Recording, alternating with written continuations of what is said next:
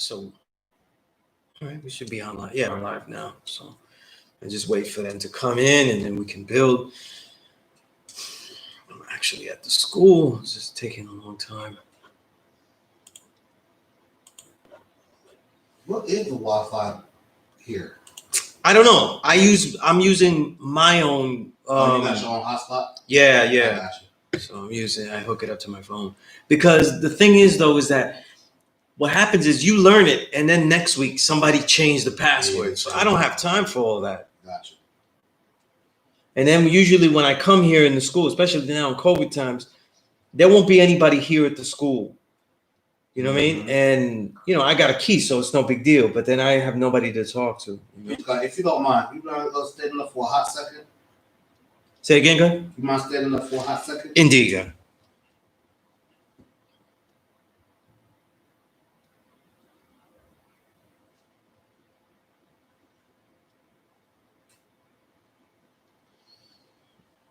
All right, power born. Peace, God. Was that long enough, guy? No. Okay. No. I was going to do it. What?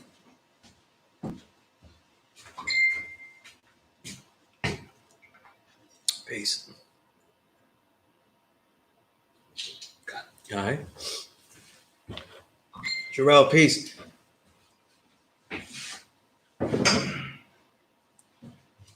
All right, so for this session, I might have things that I want to get into, but I want to see where you're at. Obviously, as you can tell, I'm back at a law school.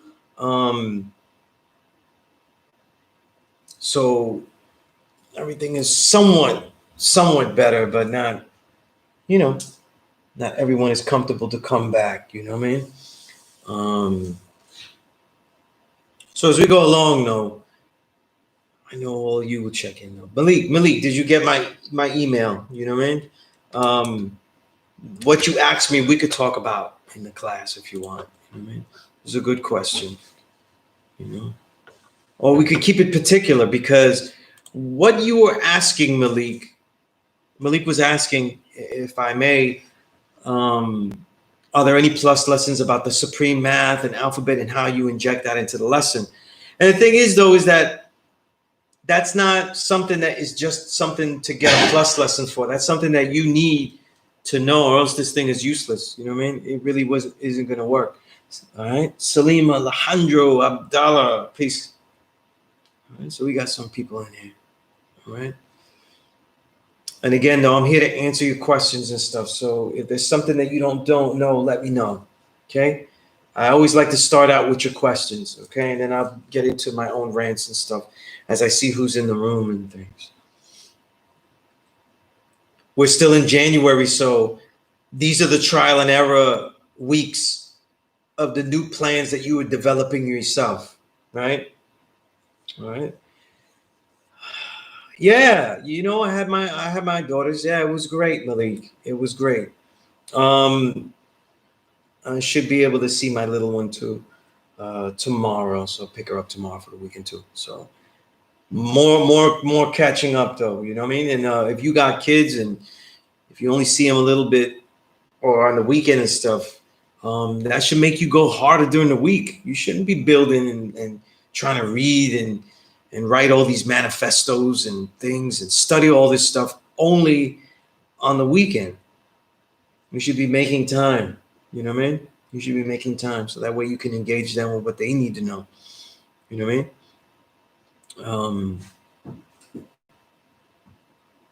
All right, Quatis, peace.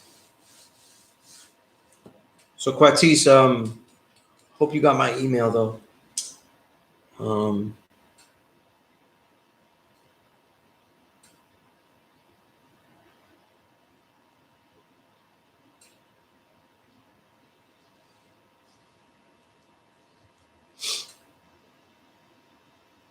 Okay, Parbon, because when you feel that the plus lesson is ready, and of course I'll give you any thoughts on it, even as I keep seeing it, that I can publish it in the 5% media. And of course, though, the plugins, right? My email is sunez97@gmail.com. Don't forget the 5% media. particularly in the education section, those the Peace Corps columns that I write. What is the other thing? And of course, the new publication I am creating as we speak, that'll be for the populace, not really for the nation. It's for everybody, called the Cass Faction. Okay, it is published out of the company the company I work with to get my podcast out, S Street Media. So we're making a newspaper. So it's a magazine newsletter, right? That's going to address whatever issues our writer base that we collect. But the diversity is immense, though. Whatever those particular writers feel that they want to share with the populace, that's why it's called the Cass Faction. So all the topics are within that cast, and whoever's part of it becomes part of this Cass Faction. You know what I mean? So in this, though, the forms of how to do these things, how to write, how to write with different forms and stuff like that, and just the practice of it, how it would actually work and all of that. Especially if you work with Cass Faction with me, you're going to get more official things that you would see in publications. Okay, so that way you could know what it looks like and stuff, and work with me through those things.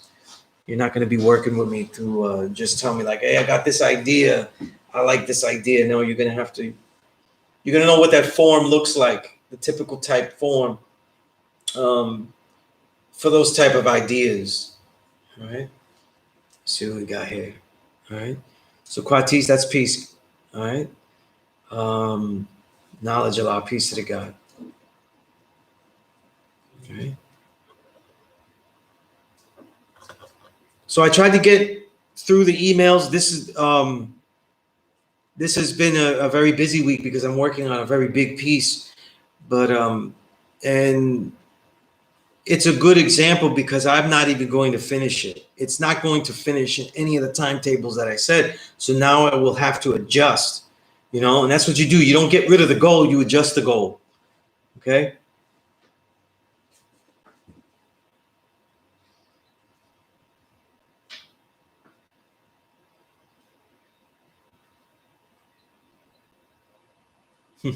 Quatis, that's probably what we're going to see with this new administration, right? Right. Just remember, everybody is expecting something grand or mad that other people don't think 1,000% vile of the new president. These are presidents of empire. Okay. The problem with Donald Trump wasn't that he wasn't a president of empire. It was that he wasn't a good. He was too sloppy. Right? It's too sloppy.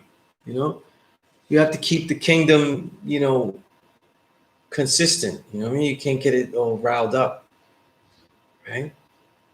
So that's no good. That won't work. Right?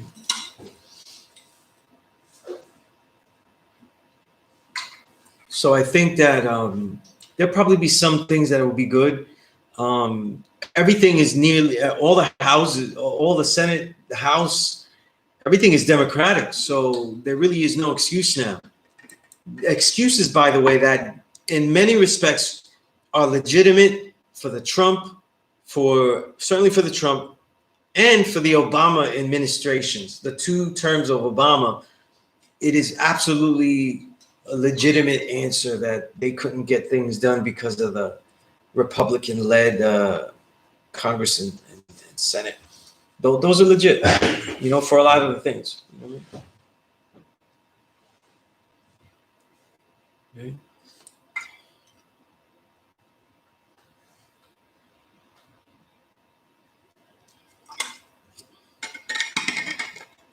We'll probably get some things that we wanted, a couple of things, right?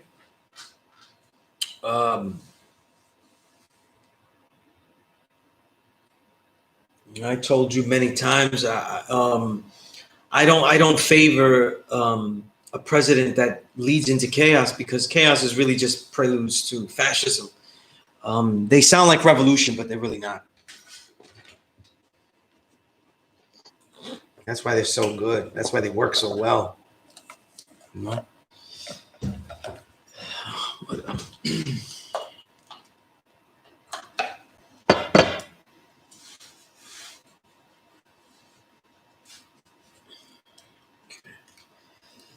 it's been a long day. I want to stick my head into my own laptop now.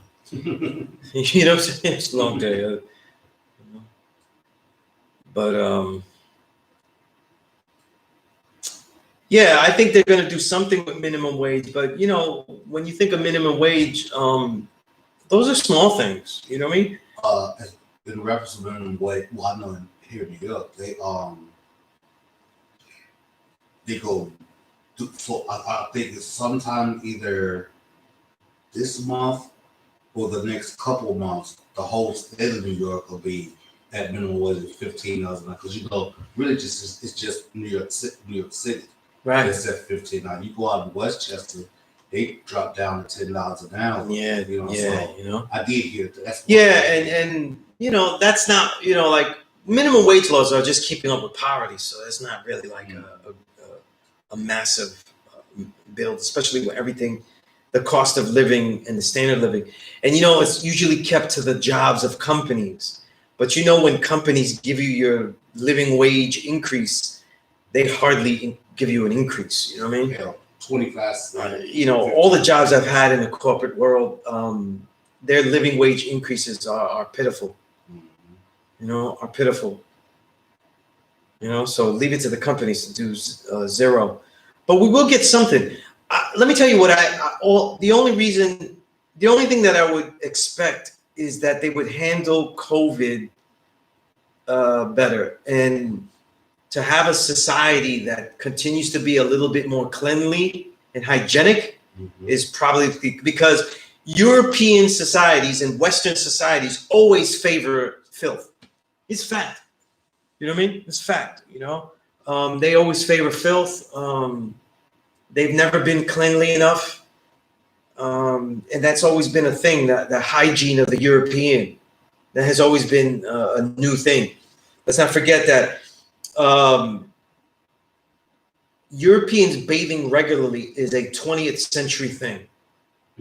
Okay? So Dirt by Terrence McLaughlin, there's other books that show this history. You know what I mean? So to have things like the plague or things like what we're dealing with now, these are things that are not that far-fetched. You know what I mean? So that's it. I mean, I don't really expect him to do anything else. I'd be okay with just that. You know what I mean? He's not going to stop racism. He's not really going to stop anything. I don't think they're even going to do anything to Trump.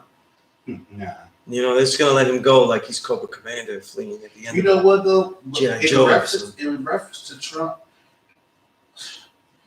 with his animosity at an all-time high right now, I'm going to be honest with you guys. I wouldn't be surprised if he did some side switching and stuff. You know what I'm saying? Because I mean, the reason why I say like you've been the president. You know secrets and you know stuff that don't nobody know.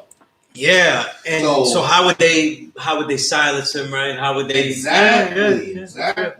You know, it's real. Like he can be deemed as a dangerous weapon at this point. Yeah, that's very true. That's very true. He could be deemed as a very dangerous weapon. If they actually do something to him, well, your reasoning is probably the best. He's been done wrong as it is. Yeah. So just off of that alone, I ain't even talking about what they could or could not do. I'm just talking about where he at right now. That's a good point. You know what I'm saying? Like he's like, okay, you first one you think you know gonna do this to me? Yeah, I got something for you. Yeah, you know he has some top secret information. Yeah. As all presidents have. Yeah, because they're all under the sword. You know what I mean? They're all under the sword. You know. Saladin, you said peace all. Wisdom. Be aware, cognizant or conscious of everything you see, understanding around you. That's a good statement. Be aware of everything you see. Right? Wisdom, knowledge, all being born understanding. That's really good. See, Saladin, write that down because that's something that you could teach a child. Obviously, not with the words cognizant and conscious. You don't have to say that. But if you teach a child that, be aware, right? wisdom, knowledge. Be aware of everything you see. It makes it a living statement. That's good stuff. That's good stuff. All right. 793 peace. All right. L7 peace. Heat Kareem peace.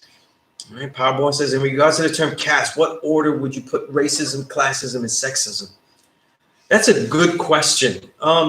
First of all, I think it fluctuates to the needs of the society that is oppressing. Okay. In the history of things, as far as like how they are invented, all time, it's always racism first. Okay. It's always racism, classism, then sexism.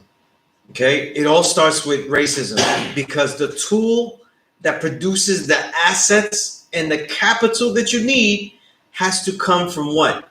Taking from individuals. Not just any individuals, but the individuals that can actually, that are what? Naturally making and owning the resources, right? And all of the tools, mental and physical, that allow those resources to be utilized, right? So not just the resources themselves, like for say, the mineral, the silver deposits in Ecuador that were like at the beginnings of the transatlantic slave trade, but the actual people themselves, those indigenous people that were only ones that were able to go up into those mountains and extract them, right? That's from, I think it's Ecuador. That's from the book, The Indian Givers. It's an excellent book. You know what I mean? Now, or we could talk about all of the resources in Africa. It isn't just extracting a resource. You actually have to know how to actually utilize it. So you need the mental and the physical. So now those people that control the resource and understand the resource, they become crucial as well.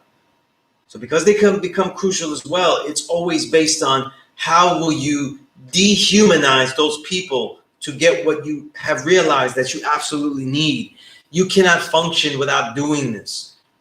See, when we talk about the grafted man, throughout his history as a collective people, they have not been able to build society on their own. So they have had to get guidance or strip the abilities of others to actually construct society and have them construct it. You see? When we look at, for say, Greece was getting direct guidance in the beginning. But then once you reach the Aristotle times, though, and he got into the head of, oh my goodness, I'm forgetting, Alexander, the so-called Great, then they decided to just plunder, and Alexandria is literally Egypt renamed, right? So you have different, it changes. The classism comes because there's always a limited amount of resources when you value things. That's one of the keys of capitalism. It is to collect the assets that you want to control, and now you have to value them. You can only value them, though, by allowing a certain amount to be let go, right? The diamonds are the best example, right? So the diamonds are all like mountains and mountains of diamonds, but they only release a certain amount, see? So technically all the diamonds are blood diamonds. The blood diamonds that people talk about are because the Africans want to take control of their own resources and illegally, so against the law that has been set by the oppressors that already took, right? That already took it inhumanely, are then setting a guideline. So to me, it always starts out with some nature of racism, that one people ought to have this because they need it or because they feel that they ought to have it greater than the other people. And whatever reasoning and logic is what gives them the will to actually succeed. And then the classism was, once those systems are set up, then the classism is keeping now that society running consistently. You know, if you ever watch period pieces, I was indulging watching the period piece on Netflix, the Bridgerton. And, you know, they throw in original people awkwardly in there, but it's fun. And if you take notice, The bouginess of society seems like something that they always write to rebel against. But if you also do the knowledge really well, you could see it in that show. If they didn't have those moral precepts as so strict and so adhered to, and that you could be ostracized from the minute from breaking them, they actually wouldn't have a working society. You know what I mean? So they needed them. You know, so that's where you get the classism, because with the levels, you keep people from not taking over immediately and not just having chaos every other minute for the resources and the capital that has been not only collected, but has been defined by giving it a value. And that value is measured by how it is distributed. Okay, you have to have the goal, but then you have to decide how it will be distributed. That's what gives it the value. So classism then gets made. Then sexism gets made because what? All of this is done by muscle. This is violently done. You know what I mean? So the family unit is already compromised. You know what I mean? It's already compromised, though. You know what I mean? Because now you have to protect everything violently. You know? So that balance between man and woman is already compromised in how it would work daily. You know what I mean?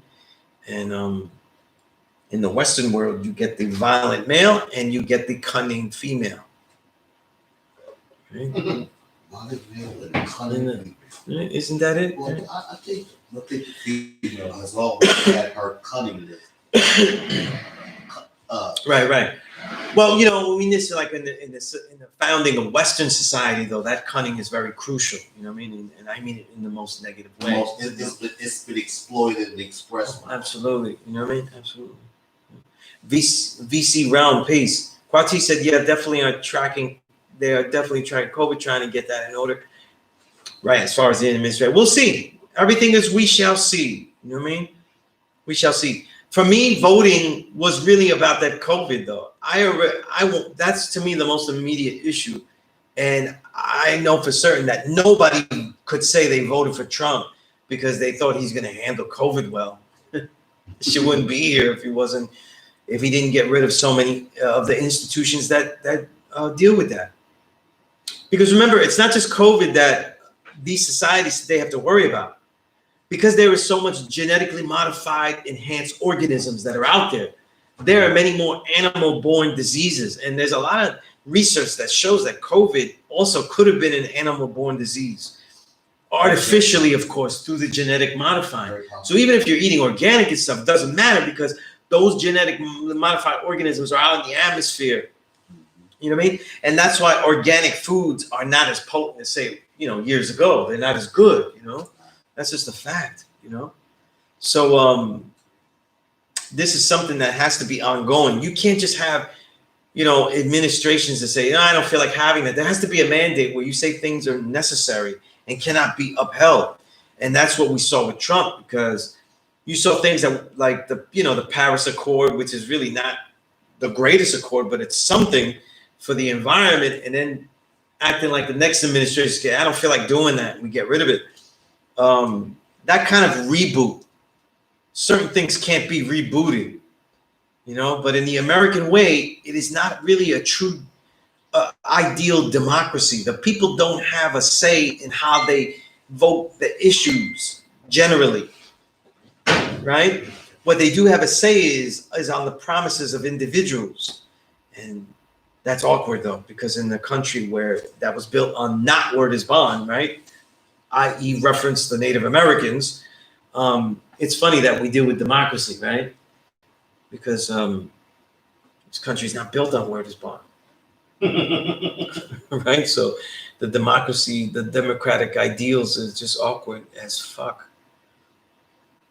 All right, Malik said, when I use right discernment of what I know, or we're bringing forth an understanding, not a misunderstanding. So in this case, you're using right discernment as a synonym for wisdom. Okay. Because discernment is when you have that knowledge and you're using it. And that's the discernment of what you know. Okay. I see it. Saladin, you said, peace. How did the continent of Africa get its name? Cornelius Scipio Africanus, right? The Punic Wars. Yes, as far as that goes, yes. You know what I mean? And it's also an when you research Dr. Ben Yakinen and stuff, they will give you research, which I can't really go against, where they say the original name was Alkebulan. Okay? And that's in the research of Dr. Joseph Ben Yakinen, Dr. Ben. And I don't know. I don't. There's other books, but he's the most direct. That if you want to read it immediately, Sertimus works as well. You know, what I mean, Sertimus works too. All right, Albert, peace.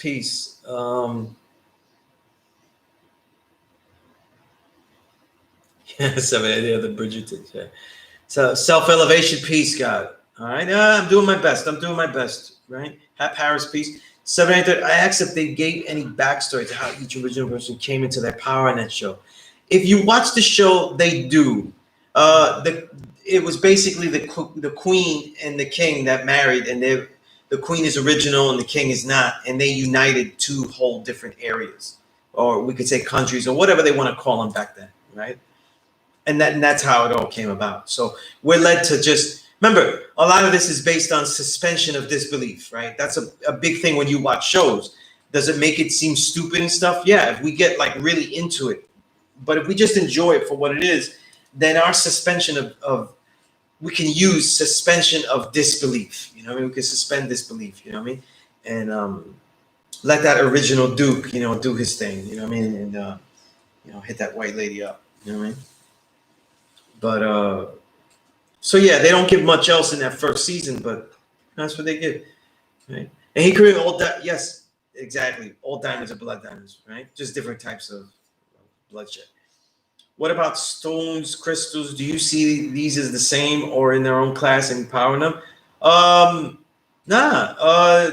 Everything that is mine for us to use, really everything is a power struggle. Every single industry has been muscled in some kind of way. You know what I mean? We just don't know that whole history. You know what I mean? Or we have yet to research that history, whether it be chocolate or it be cotton, right?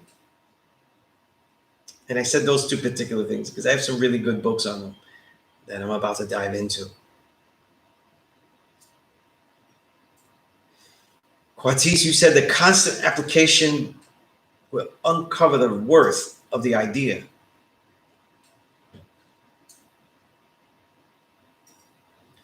If you want to read that as wisdom, knowledge, born understanding, then you would say the constant application, wisdom, of the idea, knowledge, will uncover the worth, uncover its worth. So you want to rewrite that if you want to make it say wisdom, knowledge. So like this, right? The constant application of, right? And I will say the true idea, just for emphasis, right? Will uncover the worth of the worth. See this where you use the phrasing and blasted it. I pressed enter before I fixed it. That's disgusting.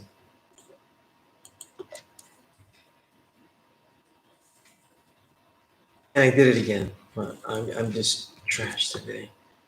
All right, let's see if I can do this one more time. I'm trying to backspace. I keep pressing enter. All right, uncover its worth.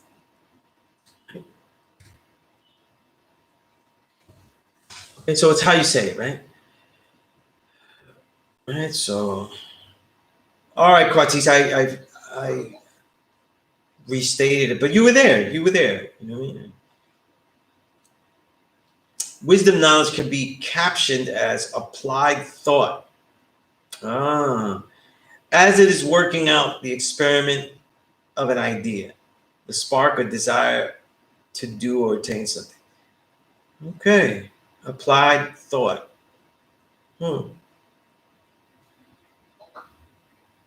Right. The constant application will uncover them. Yeah, but idea can't be at the end. Okay, that's why. Look at the way I fixed it above, Quatis. Thank you. All right, peace, Gregory. Yeah, yeah. That's good stuff, Quatis. So memorize it. The 21st day, the next month, you should already have that in your head. Okay. Just like Saladin, though, you should memorize these things. Memorize your build. A lot of people don't really build well because they don't memorize their own understanding. You know what I mean? They're more intent on memorizing what other people say. Parakeets. Yeah, and not only that, but like sometimes in our culture, it could be so jarring. You know, the way people behave and the way we communicate to each other. We don't always communicate with each other very well. You know what I mean? We're very confrontational unnecessarily. So what happens is that instead of deal with more confrontation, we just let off the party line build, you know, and that's not good, because you should look at your brother in the knowledge as someone that, listen, I got this new understanding, and throw that to him. And it doesn't always work that way. Obviously, in the classroom, this is where you experiment. The classroom is a laboratory of others where you experiment, though, with that teacher guiding you to some of the elements you can explode in your beakers. Mm-hmm. But when you're out there, if you are sure that this understanding is right and exact, you shouldn't really be afraid. You know what I'm saying? And you should also be, be ready for confrontation. You know what I mean? And be able to dead confrontation as quickly as possible. That doesn't always work, though. I'm telling you now, it doesn't always work. But if you got this knowledge, though, it's and you're not ready for confrontation, and you're not for this, then you have to see, what are you doing? You know what I mean? What are you doing? Or you have to pick what type of confrontation are you willing to deal with. You know what I mean? A lot of us that get the knowledge that are in this classroom, you're not really around the other gods. So your focus naturally is really on how you build, live this culture as a personal reality, and then also extend it to whatever family that you have that you can, right? Or what you can create. And then eventually, if you decide to go teaching others, if you have those abilities. Just because we're poor righteous teachers doesn't mean that we have those abilities. You know what I mean? So you have to, you got to learn that. Right? All right. I see it. All right. All right. Peace eternal. All right. Hectic week this week. We all have our goals. I haven't even achieved a lot of my writing goals or anything like that, just working on a particular project. And that's just the way it goes. And then now, like I told you, like when I have my children, I don't work while I'm with them. So I really only have Friday. So only the moments where my daughter is playing with her niece will I have time to do my own work. So you know what that means? I got to work fast. I got to be sharp. That's the way it works. You know what I mean? It's okay to work on deadlines. It's okay to get these things done. It's okay to stay up late doing something that you have a goal for. You know what I mean? And it is okay to actually have goals that deal with your own health too, though. Meaning that goal won't be fulfilled if it cuts into the amount of hours that you need to sleep. Right? All these things are real. What I'm saying is that in this beginning of January, you all should be immersed still in developing in developing the way that you will build this year, the goals you have or anything like that, find the ones that are too intense, the ones that, not going to be achieved, all of that. And the art of listening is seriously eroding. Yes, it is, Malik. You know what I mean? I would say that a major aspect of the way I teach has developed into listening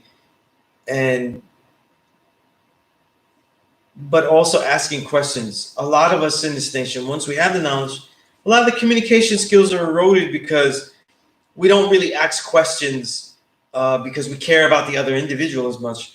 It's just that we want to see what we can add on, what we can give them, and all of that. I don't. If you look at things where you only ask a question so you can know someone, how many questions would we ask? You know what I mean? Right? How many questions would we ask though if we only had to know someone? Right? That's important.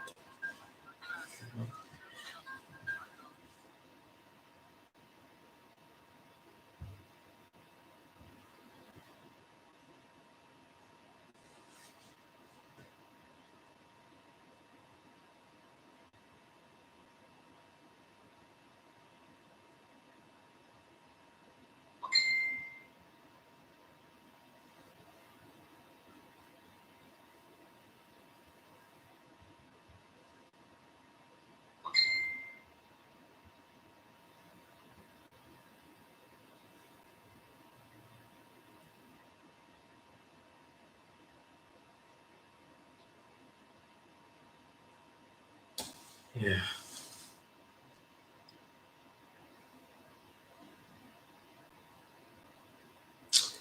Chad, yes, yes. Always something. You know what I mean? Always.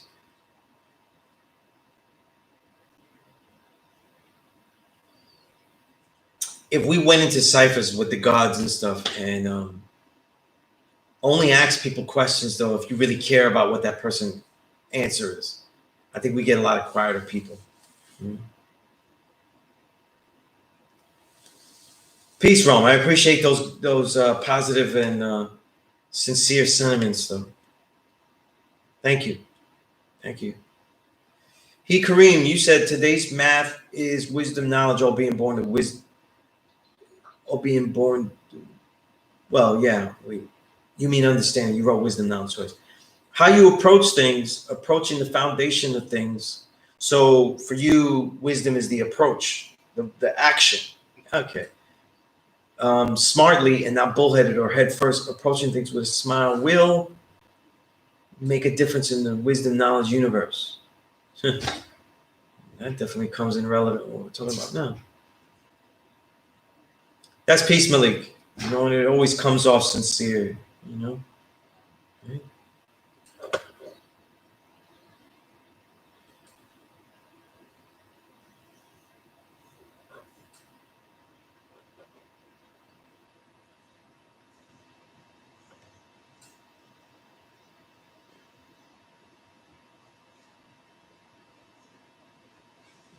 See something.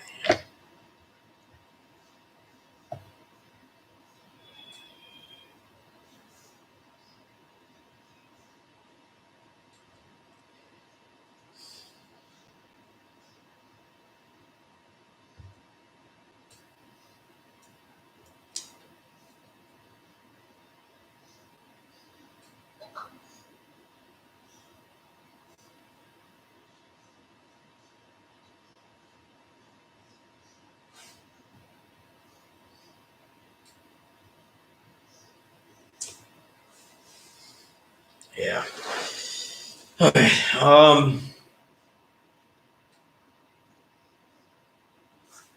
Kareem, you said wisdom knowledge doesn't born understanding though. Some people teach that. It's a comment here. Wisdom knowledge doesn't born. Some people do that. You know that. Some people feel that wisdom knowledge is not right and exact. Like, you're doing the wisdom before the knowledge, so it doesn't technically born understanding though. If we're dealing with mathematics though, and wisdom is 2, knowledge is 1, it does. Okay? This universe is wisdom knowledge, meaning that we are infinite. But we are physically born at a time, though, while it is already taking place and much has been wisdom. And then we are what? Doing the knowledge backwards. That's how a child lives. They go backwards to go forwards. Wisdom knowledge is not a negative term if you look at it from many angles. So to me, wisdom knowledge does born understanding depending on the context by which you build it. You know what I mean? Especially if your wisdom is being the expression of the knowledge that you hold. Right, because basically wisdom is nothing but the manifestation of knowledge. Now, someone that has wisdom the accumulated experiences of having knowledge, and now they add new knowledge to it, that equation works for borning understanding. Okay, so again, that is something that many teach, but it's a rule, and it's a rule that goes against the whole mathematics of it, so it could be simpler and always deal with wisdom knowledge negatively. But the truth is that much of the life that we would live is based on acting with and receiving knowledge as we act. So what? Engaging in things with what we already have, and with the responsibility to accumulate more knowledge. That's just the way it works in life. That's actually how a child is learning. A child isn't just knowledge. There are innate things already around them that they have to engage in without doing the knowledge to. Okay?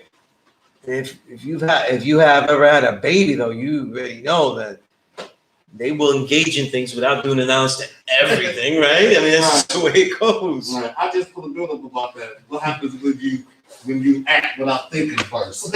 Yeah. You go for some misunderstanding. But what if you are forced to act with only what you know to gain more knowledge? You see? To interact with more knowledge. This is the way of the universe. You know what I mean? Because we're physical beings.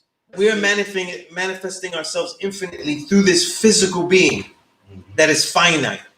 So it is always in a wisdom knowledge procession in most instances. So it is actually does born understanding. It is how you perceive it.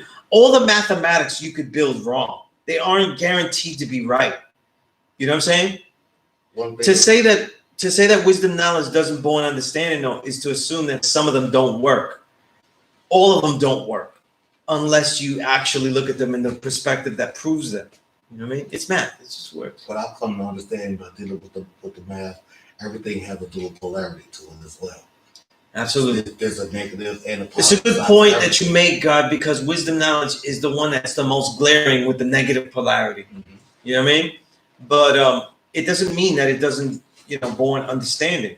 You know what I mean? And you can see, because if you look at it right, you can find the dual polarity in all of the mathematics.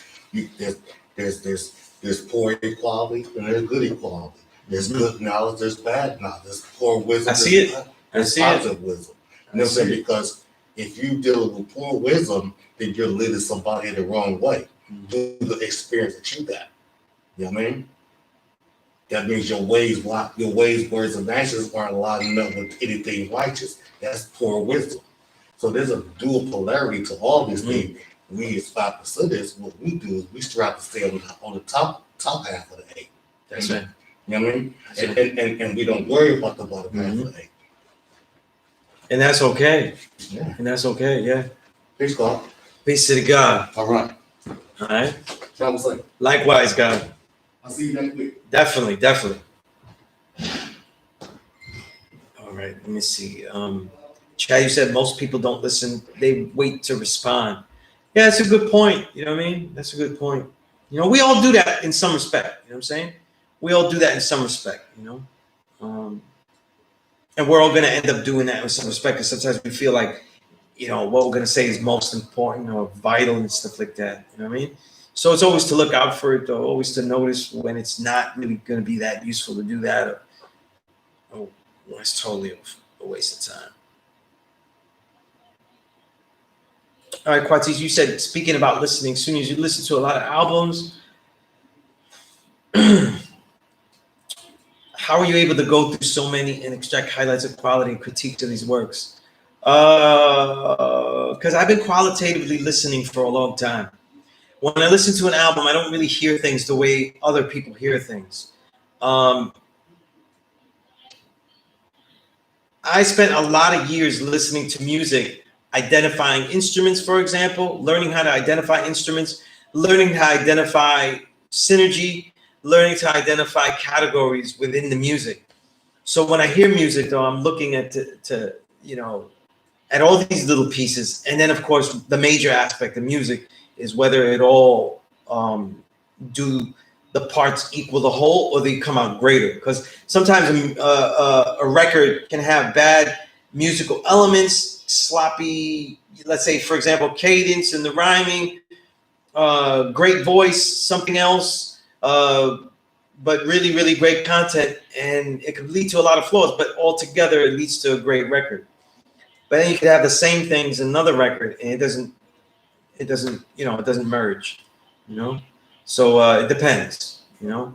But it's because I'm hearing things very quickly, because I hear I'm able to listen to records and hear things separately.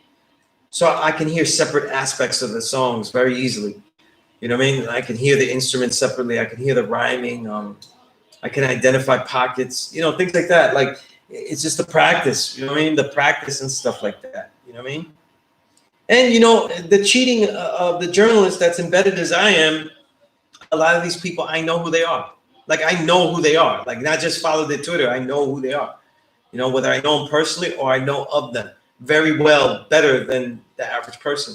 So that takes away a lot of music, you know what I mean? Right?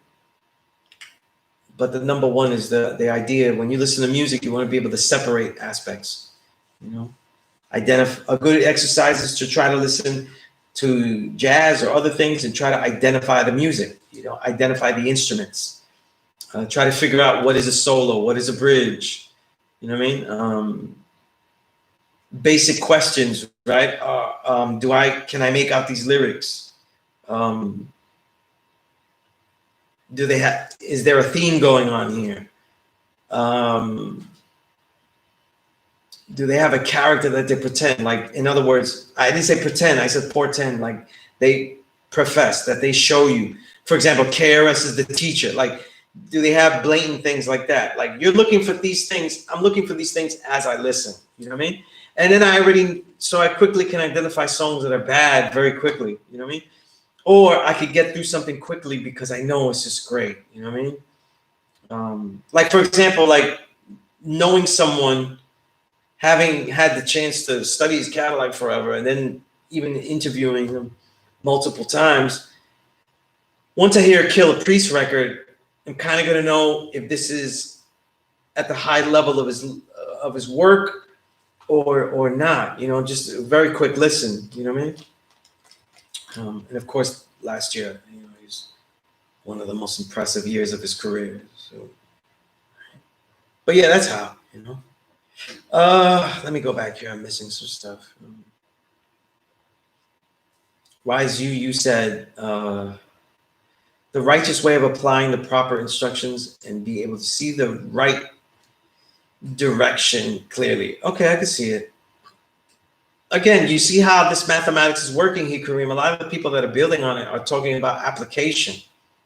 So the use of knowledge. So it's an idea of wording things, because sometimes you have to you will have moments where it's about how you go into something, utilizing something. And then you're going into a situation to what? Engage with knowledge, but you're going into engaging with knowledge with what you have. That is real. So that has to be highlighted and ought to be highlighted mathematically. Right? It isn't always he just, he did this before he did the knowledge.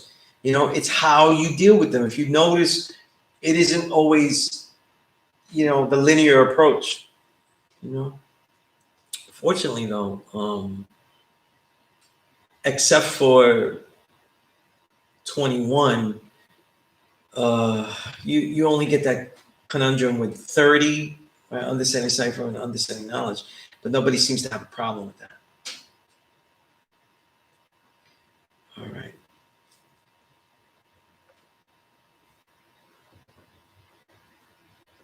Okay, Kareem, you said breathing oxygen is your foundation. As far as what I don't. I mean, you're really trying your best, though, I don't know when you wrote that, after I said what I said or before and stuff like that. Like when, actually, though, because I've already explained this twice, how it could be valid. It's really how you use it. All math, you got to look at the math. Like, math don't lie. You know what I mean? 2 + 1 is going to be 3 no matter what. You know what I mean? And you can't. I think it's invalid if we just make rules as opposed to what? What is this? Supreme mathematics is not absolute laws that if you say something, it goes against the spell book. We're not living in Narnia, and this isn't, this isn't, a Harry Potter school. It isn't the spell book. You're building with the mathematics in a way that shows ideals and principles and concepts. And if 2 + 1 always equals 3, then wisdom knowledge can always equal understanding. But in what way will be different than the negative build where you say wisdom knowledge born, leads to misunderstanding, which is true as well. Right? J. De Niro 1, you said peace soon is peace. My understanding is we define words. Words do not define us. Would that be right and exactly just perspective? Yes, but it's also the consistency of the way you define the words. Like the way that others have built on wisdom knowledge so far has not used the words, have not manipulated the words where now they cannot be useful to people, right? So of course we manipulate words. If anyone reads just a sliver of the things I write, I'm manipulating words to high hell, right?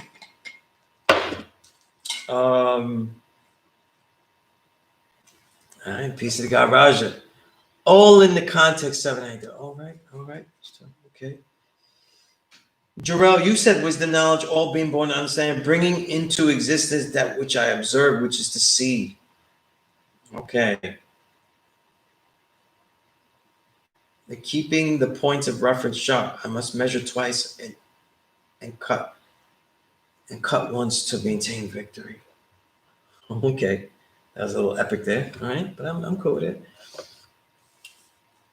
Jarrell said, learning from Montezuma on how to realize the reality of the conquistador. And hey, Kareem, yes, jazz is a great place to start. You know what I mean? And if you want good exercise, like, salsa is great too. Not, today's salsa, but like, old 70s cuts and stuff. Because that helped me a lot because there's so much percussion. So I have to identify bongo, conga, timbale, then the vegetables, the maracas, the guidos, all that stuff. And then the piano. So like you have to identify a lot of things. Identification is key. And then you can see how it all plays out. And salsa played badly is a great example because salsa played badly sounds like a mess. There's just so many percussion. It's so polyrhythmic. So when you're able to do that, then it goes. And then of course the education, though, you know what I'm saying? You have to get educated. Right? What's a hi-hat? What's a snare? Right? What's a bass drum? What do those sound like?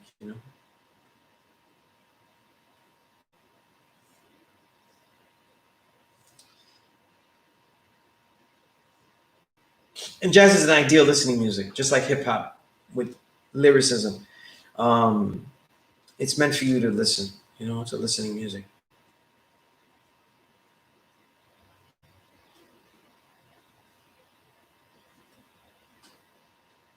Is that J. De Niro? You said, is that proper manipulation or proper visualization?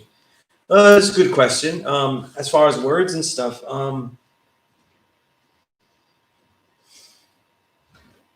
it's a little bit of both. You know what I mean? Sometimes the English language, though, isn't going to express. It may the regular accepted words might express what I need to say, but it might not say it the way I want to say it. You know what I mean? So it doesn't express every aspect of me. So then I have to alter it.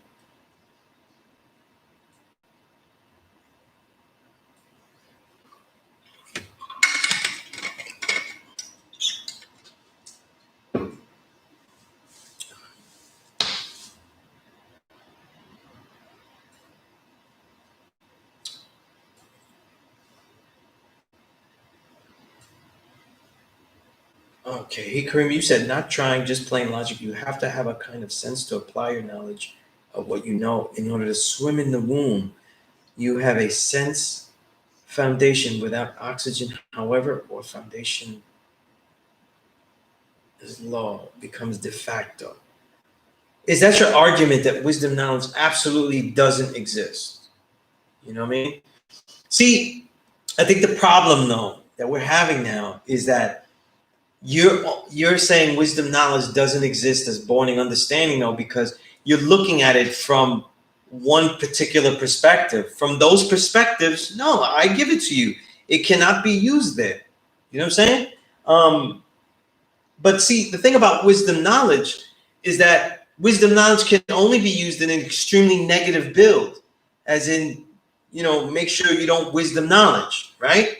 However, that doesn't mean that it also can't be used, though, to show that in the regular daily life of individuals, we are acting out there with things. When you learn, you are learning with lack of knowledge in many things. This is why it is life itself that shows us what we don't know. And there we come with our own questions. And then we say, wait a minute. When I tell you to bathe yourself of belief, you actually have to go wisdom out there to see what you are dealing with that is not based on things that you know. And then go back into your laboratory and study and get the knowledge of what you just lived out ignorantly and said, I don't know that enough, right? I'm wearing these clothes. I don't even know what fabrics they're made out of. I'm wearing these clothes. I don't know the history behind such and such. I'm eating these foods and I don't know what's in them. So the reality of wisdom knowledge, though, is one of the greatest teaching tools that could be applied, because people interact, people define what they will go and understand via that process, right? I mean, no matter what, Kareem, you're giving me a rule, you see? And a rule cannot be actual mathematics, though. You see, if we say that in supreme mathematics, wisdom knowledge doesn't born understanding, what we're also saying is that there are rules in this, though. And now we have limited what we could do with supreme mathematics. And that's not what I'm teaching ever. Because supreme mathematics has to be used, though, to engage and give insight to all of the realities that we live in and the forms that we are creating in and how we will create. You know what I mean? So the concept of any particular grouping of degrees need not explain the entire proper order or proper reality of the universe, because in that respect, understanding cipher doesn't either. Understanding knowledge doesn't either. Culture, wisdom doesn't either.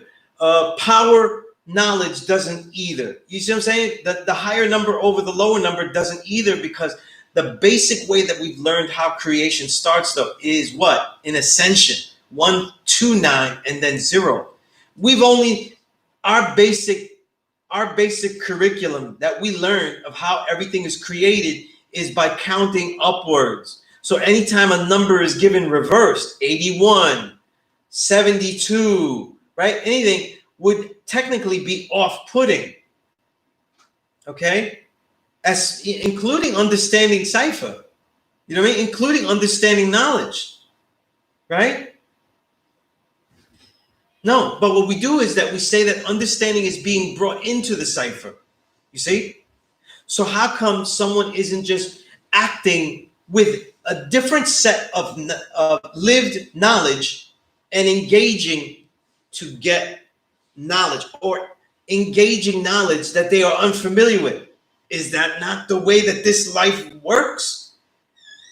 This is how this life works. And then you what? You actually gain understanding in the form of what? Questions, right? You get the understanding in the form of questions. Not, see, you, and I'm not saying you, Kareem. A lot of us in general look at understanding like the answer. Understanding is the answer. It is not the answer. Understanding is the insight at a particular moment. That's why I call it the revelation of purpose. It gives you an insight, much of the answer, but doesn't necessarily have all of the answer. If it did, then we would stop living. It would be understanding. I understand. There will be no need to live it out. There will be no need to show its power. There will be no need to reach equality. There will be no need to reaffirm ourselves and build and destroy and change the entire cipher to what? Born its reality, so that way we could what? Reach new knowledge because of it and add on to the next cipher. Right? It's very important though. This mathematics, see, I would see that you have a disagreement with Dark Kim, because we're not teaching you to have rules. These aren't rules. You show and prove principles. This is not the spell book of how you create. It is not a spell book. It is basically the process of how all things are happening. But that process is complicated. You see? The wisdom of photons. So, what the hell do I know? What the hell do I know about the wisdom of photons, right? Now you're getting quantum. You're getting quantum in this though. But what I'm talking about though is mathematics also is a tool for daily interaction. You're talking that wisdom knowledge is not appropriate in the universal creation of things. But I have not discounted that. The creation of all things mathematically and supreme mathematically has always been defined ascending 1 through 9 and up. So anytime, all of the reverse ones, all of them, 2, 1, 3, 2, 5, 4, all of them, they're all going to be out of whack. You know what I'm saying? They're all going to be out of place, right? Give me a minute here. I saw you might be trying to get in the door here.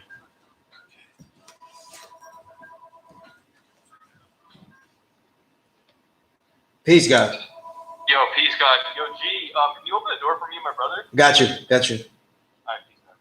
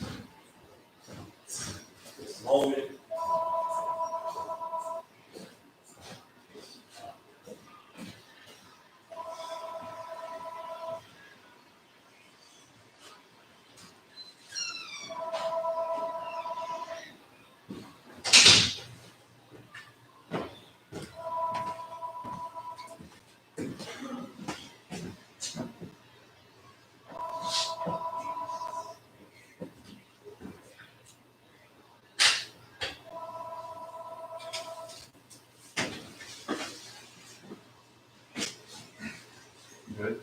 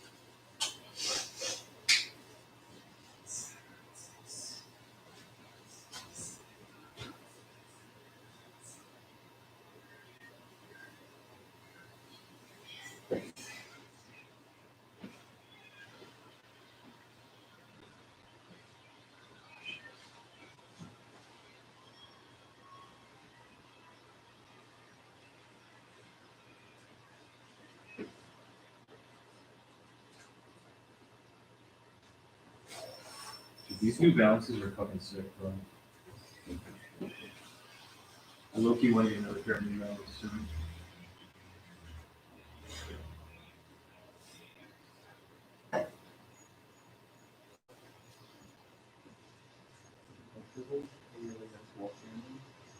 Yeah, the only problem is I got them too big. Because I was 11 and a half for like years. Like 10 and a half or 11.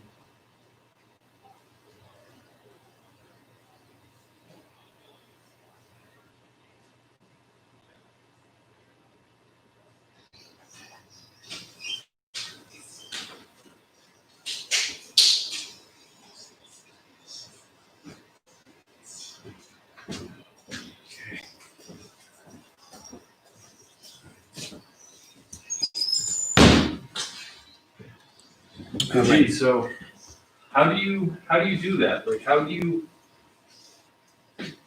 build online with them? Do they have this thing? Doing it now. I'm on YouTube live streaming right now. There, you got the live chat here, and we're actually in the middle of a. Okay, let me rewind a little bit. Kareem was adding up his contentions here. All right. What's a contention? Kareem says that wisdom knowledge doesn't born understanding because it's doing, but I'm saying that wisdom when we say you don't wisdom before you do the knowledge, that is a true statement though, right?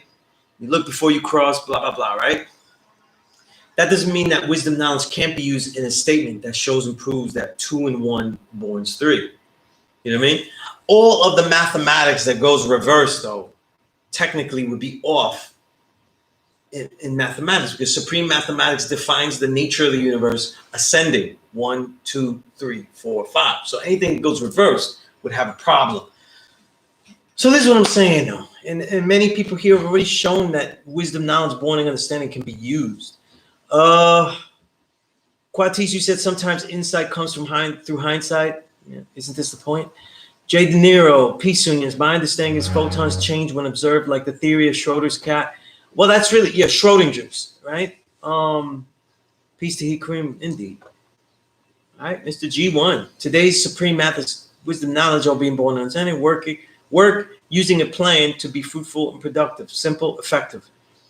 He Kareem, you said yes. 1 through 9, knowledge is the foundation, the born, then the cipher, but the principles exist inside of a world of 360 knowledge. Is practical foundation. It can be seen and heard. Do you know that? Do you know how many forms of mathematics are based out of the realm of 1 through 9? Right? Imaginary numbers, all that kind of stuff. Those things are all real. So mathematics is able to express principles that aren't in the actual real world. You know what I mean? So we're doing a disservice to ourselves if we say something can't be born. The work that the Father gave with Supreme Math was that Supreme Mathematics is as right and exact as mathematics itself. So if mathematics can add up, then we can add it up, though, and get an understanding. And that's what I'm saying, though. You're trying to discount wisdom, knowledge, born's understanding and saying it doesn't born understanding, and you give me a cosmological beginnings of things. You're giving me quantum mechanics, the beginnings of all things. And again, you're giving me the order of things. Okay? You're giving me the creative order of things. But that's not what I'm saying. When you build on supreme mathematics, you're also dealing with the idea of the interaction of your reality to the world. So if I say that I go in with what? If I go in with what? Notions of things that I have personally learned into situations looking to learn more, that is wisdom knowledge. And the understanding that I born out of that isn't always an actual complete insight, but can also be in the insight of questions. There's an assumption. Understanding isn't always the answers. Understanding sometimes is the questions that lead to greater answers, because mathematics doesn't end. You know what I mean? So a lot of the understanding you have, though, isn't the answer. You know what I'm saying? It isn't the answer, but it is the building block that allows you to what? Live out something else, right and exact. Show its power, bring it to an equality, show and prove your reality. 7, build and destroy, change the reality around you as it once was and now will never be again, and born something. And this is how the life process continues. But if we look at things, if we can't build with mathematics, though, in a reverse order, then we're not really doing what mathematics does. It's each numeral has a principle, and we are able to engage in putting those principles together to show an insight. Those insights don't always go with the cosmic order of things. You know what I'm saying? Like, it doesn't always work that way. So it's real life applications. And that's why in a lot of mathematics, though, imaginary numbers, square roots of negative numbers, all of these things are created to show ideas that really do exist, but can't be computed in a rigid way. Okay? So it is not out of bounds to born that. You know what I mean? And remember, born, what is born? 2 and 1, the numbers 2, 1 is 21. Okay? It never adds up to 3. It's a system, a phatic system, right? That's what the Greeks called it, right? The phatic system of numerology to add things. You know what I mean? We're putting these principles together. You're saying that you can never, ever, how dare you put wisdom, the knowledge in an order of principled concepts and lead up to the unification of those principles to be understanding. I mean, you've really not given yourself a great assignment, you know, and it's based on a rule. And a lot of the rule is based on it going against the ascension of mathematics. And that's just, you know, that's one part of the supreme math.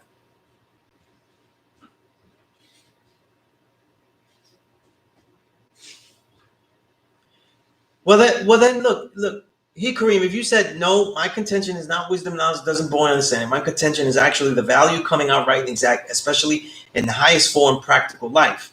But I just showed you how it could be used in practical life. Okay?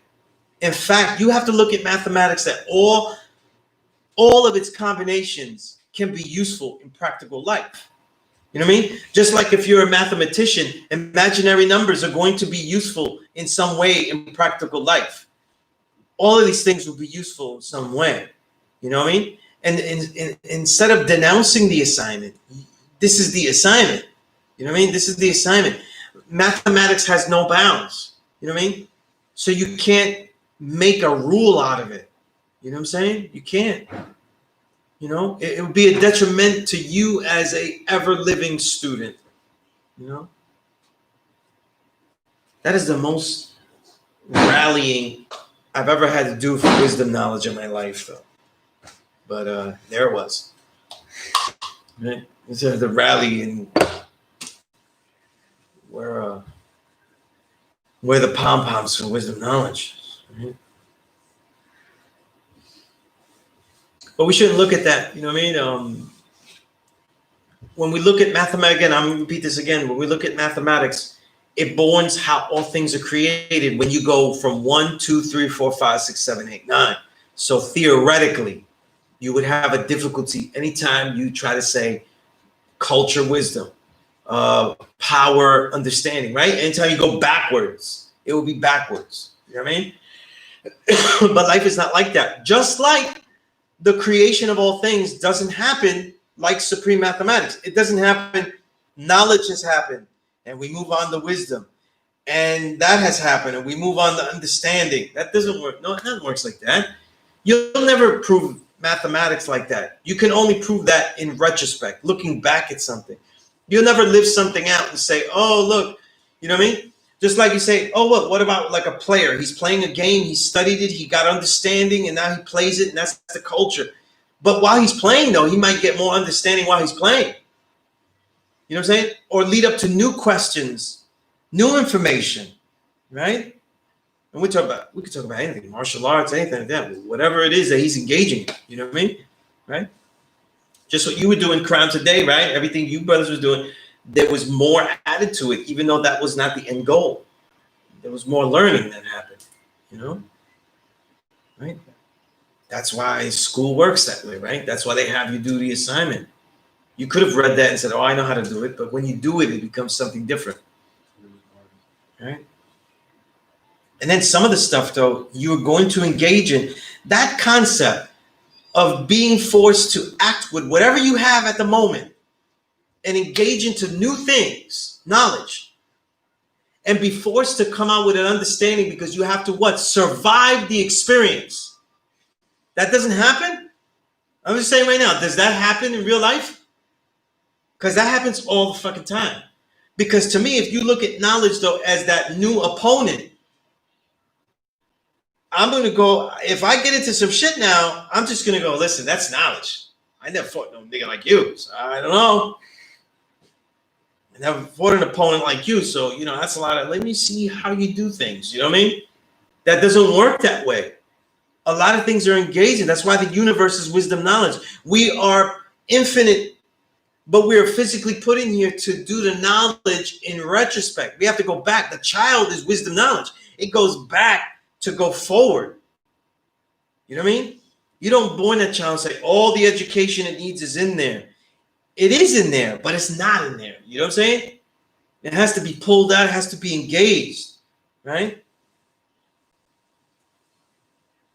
Well, okay, let's see. Jay De Niro, you said, so proper knowledge leads to right wisdom. I never liked the idea of saying right wisdom. That's very, that's something that comes out of the Rastas and gets manipulated by Nubians in York. Wisdom is always right. There's no such thing as wrong wisdom. You know what I mean? So it's like gratuitous, you know, it's unnecessary. But proper, you know, just like saying proper knowledge, you know, like, so there's an improper knowledge, you know. Knowledge leads to wisdom, right? And wisdom confirms proper knowledge.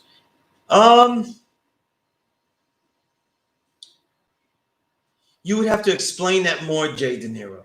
You know what I mean?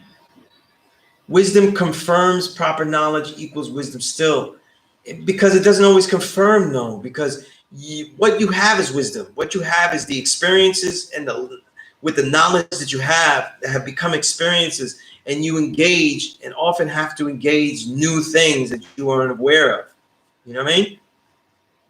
That's just the way it goes. And honestly, all of you students that have born it, many of you have already explained how this could be used really well. You know what I mean?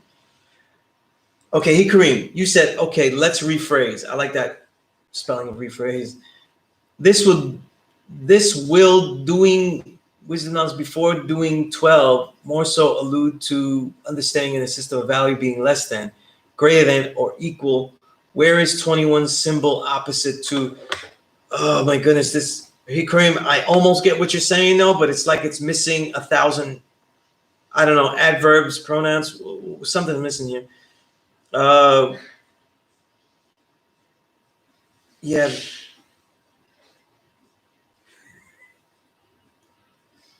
Where is?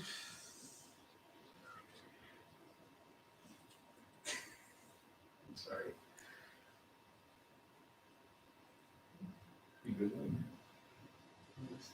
Rephrase that, Hikarim. I'm actually really confused about what you're trying to ask here or present. But it really sounds like you're getting somewhere. Like that, it's very interesting. Supreme Scientist, okay. Let's get some clarity with Supreme Scientist. If you were intelligent, careful, and considerate, wisdom, about how you share your actual facts and observations, you increase the probability others will comprehend you.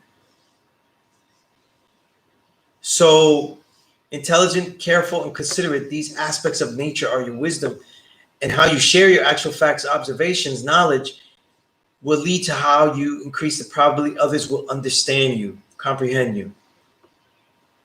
You see how that's a statement though of real life worth. This is how you use mathematics. It doesn't always have to explain the cosmos with every bill, especially when it's not ascending. It doesn't need to. Hey Kareem, this is just good building, God. Thank you for your insight. Oh, of course, hey Kareem. Yeah, no, these are great questions. These are great battles. You know what I mean? Yeah, no problem with that. Sirius, peace, God. Kemi, peace. All right, hey Kareem, peace. No. I am. I'm over editing you, he Kareem, though, because I really didn't get it though. I'm not trying to be a jerk here. Infinite mind, peace to the God.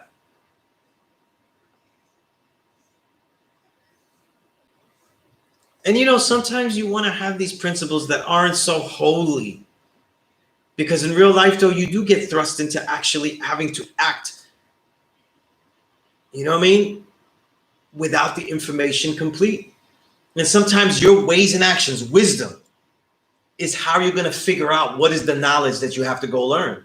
And that missing knowledge that you just got, that you engaged yourself with and possibly stumbled and screwed up, is the understanding at that moment. That's why I said understanding isn't always an answer. It could be, look, that list of questions. A great student doesn't leave you great. If you're a great student, you shouldn't be leaving my classroom just with a whole bunch, a whole bunch of answers. You should be with some good questions and the ability to question. If not, then you're running a real problem, you know. Because then you're just collecting shit, though. You know what I mean? Right? Just cheating and shit, just collecting answers and stuff. Right? And the thing is, the way I was taught, especially by Knowledge Mean, I always left though with some kind of question. He never let me have the answer right. Never let me have the answer right. You know what I mean? Even if I had the answer right, never let me have the answer right, because he always comes up with another question. Infinite Mind, you said wisdom, knowledge, all being born, understand, or misunderstanding, depending on where your knowledge and wisdom stands. Put someone's wisdom before your knowledge, you were born in misunderstanding. Indeed, Infinite Mind. The argument here, Infinite Mind, was that can wisdom, knowledge ever born understanding? How would that be so? I'll put that to you, Infinite Mind. How would you explain that? Because I know you can. Right? I did, though, and you'll have to rewind. These hour and 20 minutes I've been talking here. Jay De Niro, you said peace, students, peace. Said measure 2 cut 1 equals correct sizing 4 equals confirmation of your math equation, forward to back to forward. Well, you guys love stumping me, though. I get the fragmented concept. Peace, guys. Peace to the God. See ya, man. All right. See ya. All right. Yeah, be safe. Stay healthy, God. Stay safe, God. All right. Correct sizing 4 equals confirmation of your math equation. Okay, Kareem. Kareem, I really want to see some of your writing, because a lot of times you'll throw stuff in there and say that you had written some bigger thing, and it's like you're trying to give me that bigger thing. It's this small little, 200 characters. And I give it out my email. You need to send me some stuff. Like you just said, you wrote a plus degree before called the value of greater than, meaning we can use equal and we don't have much use for less than, but we want to go with value, which is greater than 99% of the time. Let me reread that again. That we have a value before the value of greater than, meaning we can use equal and we don't have much use for less than, but we want to go with value, which is greater than. Okay, I'd like to see that plus lesson.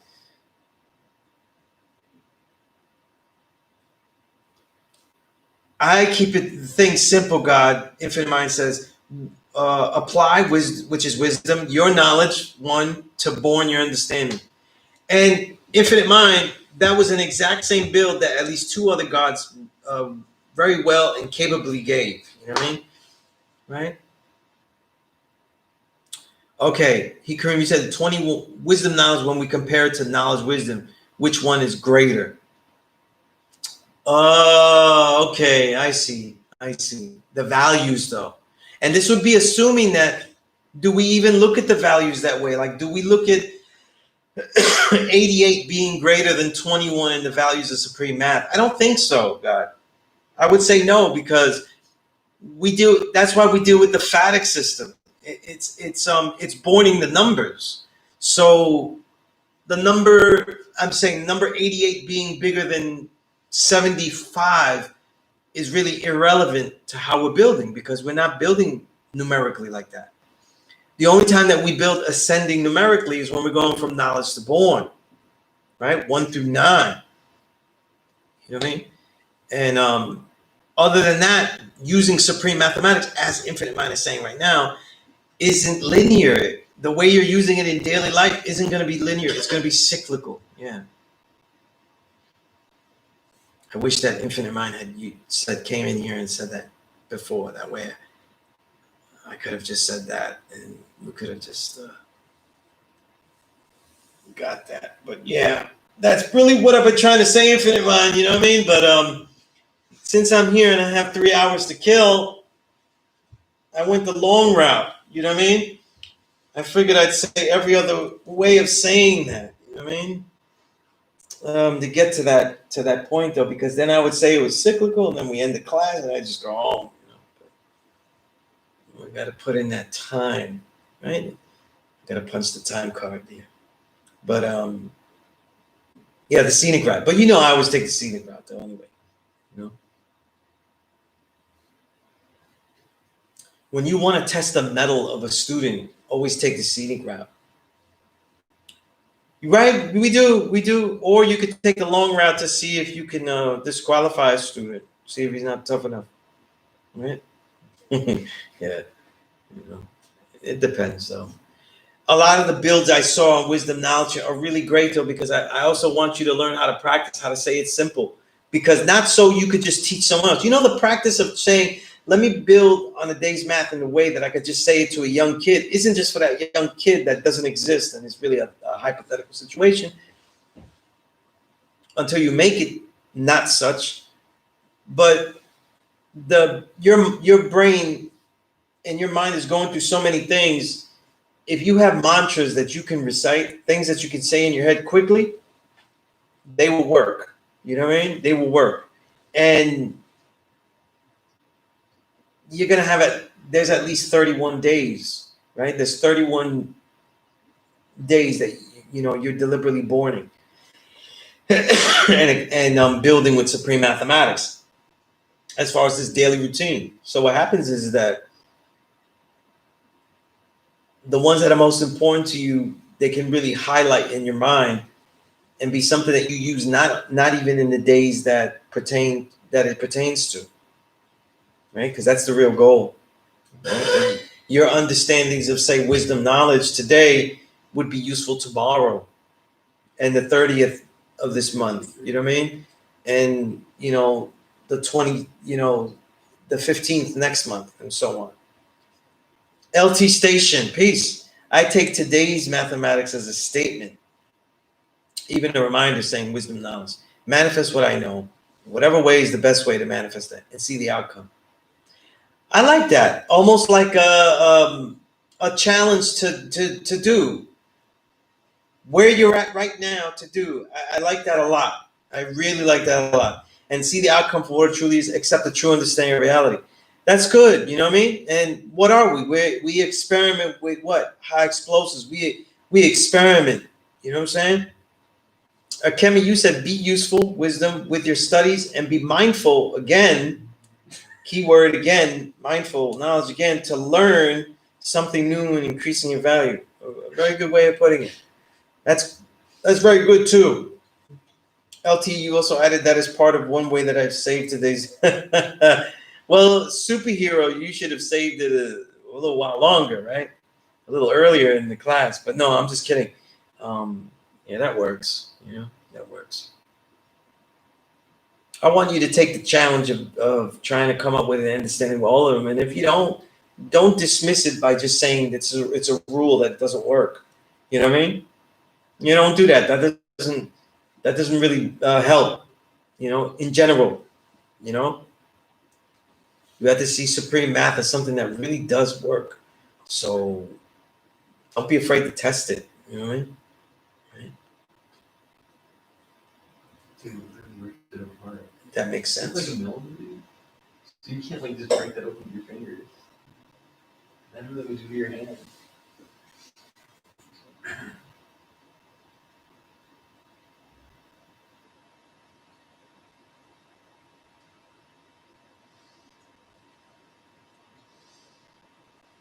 Hey, Kareem, again, I don't mean absolutely wisdom knows can't be born as an individual. More so, I was speaking of going with the value.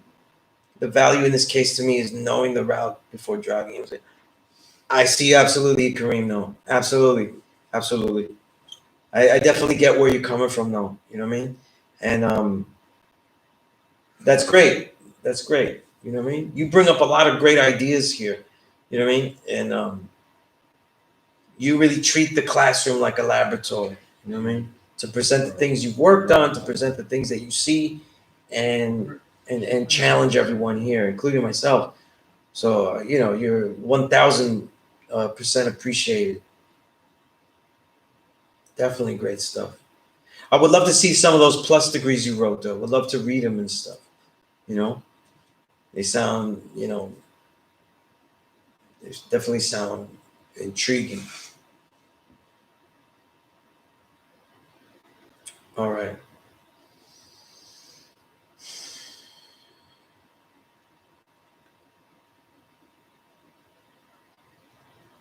No, no, of course not. Of course not.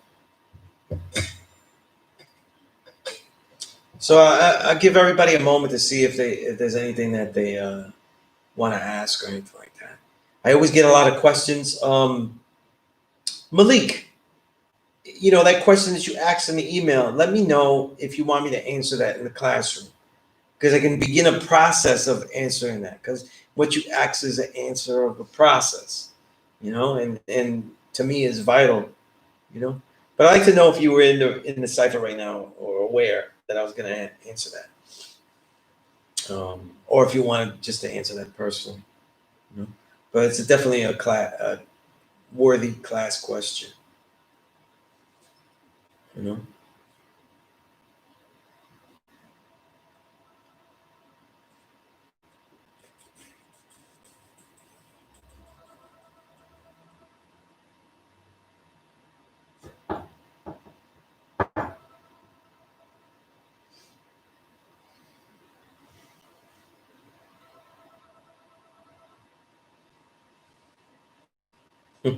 No, LT, own it. Yeah, own it, LT. Um, Definitely one way you see it, but yeah, you saved the math from being evil, wisdom, knowledge from being evil. So it's definitely works.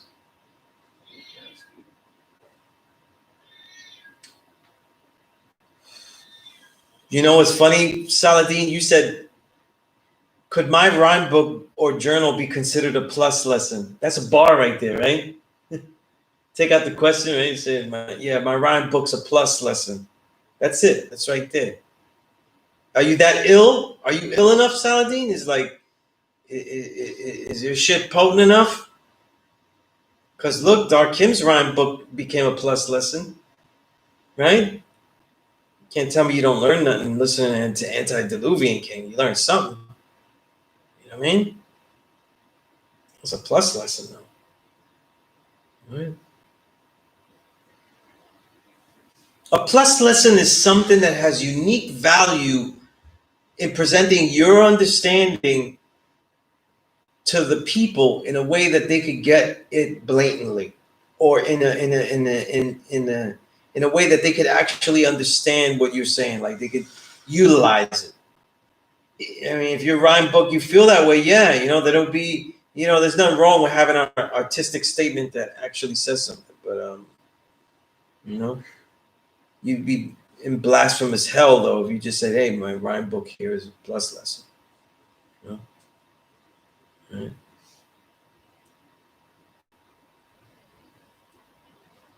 There, like for example, when I do the Peace Course column, sometimes I write them however I feel, and a lot of the Peace Course columns come out very creatively written, just because I feel like doing it that way at the moment. They're always at the spur of the moment, and I say that all of them are plus lessons, right?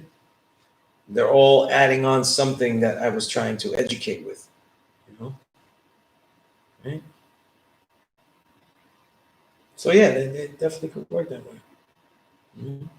Like I said, it depends on if your rhymes are good enough. I challenge you. I don't know if them rhymes is good enough though, Saturday. Might not be an MC up to par. That might not be strong enough, right?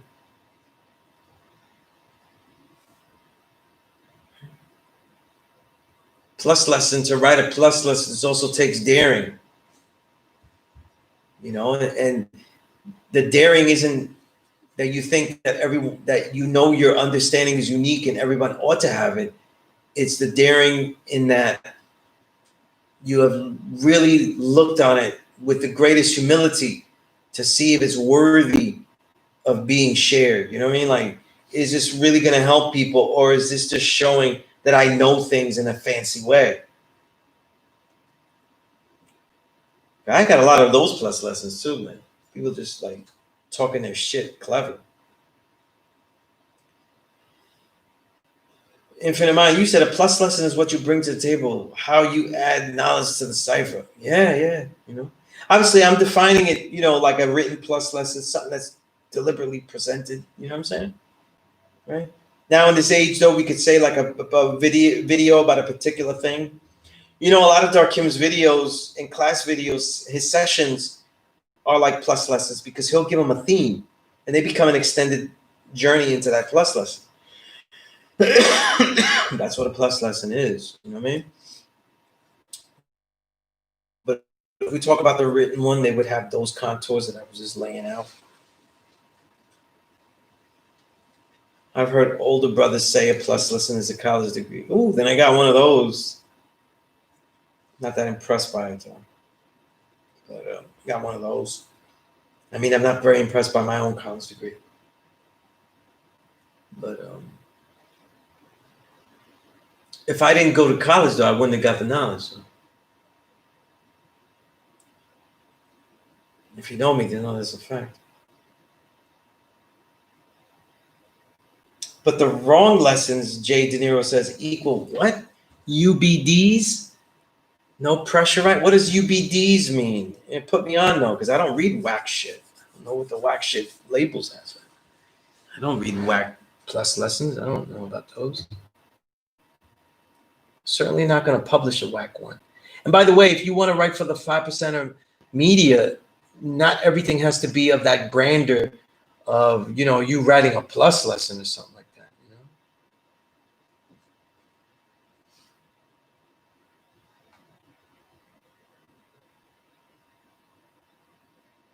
you know? It doesn't have to be, you know, universal beatdowns. I guess, you know what I'm saying? I guess, though. I don't think so, actually. Because a beatdown wasn't given because somebody had these ideas that were wrong. You got a beatdown if you said you knew something of the basic curriculum. Math, alphabet, you know, 120s lesson quoting, and you didn't know it. If you had those things, or you had what you said you had of those things, right? Let's say you just knew the math, or you math alphabet in a couple of degrees, and then you built on an insight, said, this is how I see it. This is like my plus lesson, my concept. And it was totally wrong. You wouldn't get beat up for that, though. They just tell you, like, listen, you don't know enough. You know? Or if you had all of it, math, alphabet 120, but then you came up with an idea for a plus lesson, it wouldn't, you know, like, it would be wrong to say universal beatdown would be that, you know. I just think that over the years, plus lessons always got a negative thing because people were taking plus lessons and just reciting them. In fact, some of the people were clever that were anti-plus lesson because they were the ones reciting things and they didn't want other people to recite the one that they were reciting. That's a fact, you know.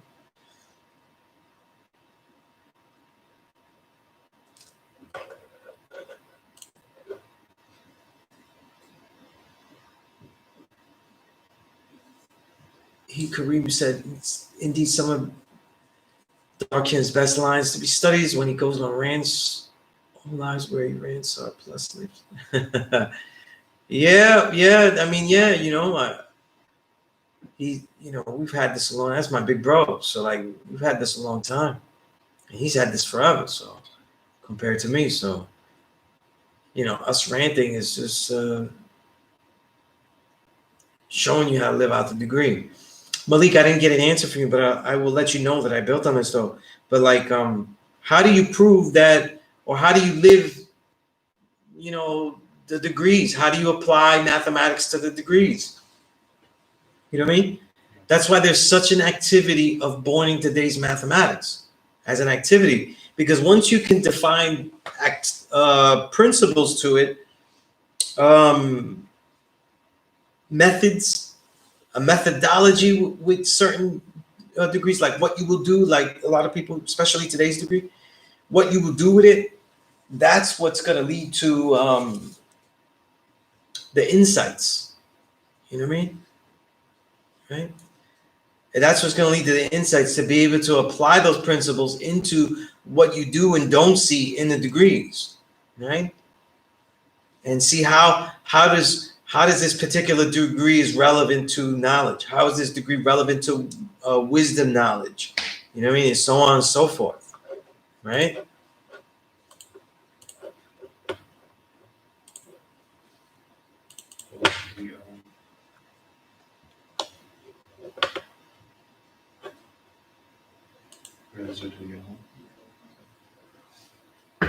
I'm saying there are some places around you that have the shit.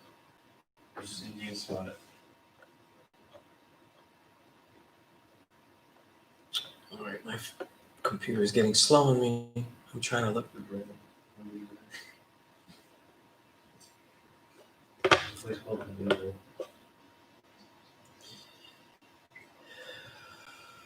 Now, I would just juxtapose what I'm going to say with what I said last week, because I went through the justice build, my plus lesson, and like going through a degree, you know, like what you would be doing, what you would be looking for, because all those things apply.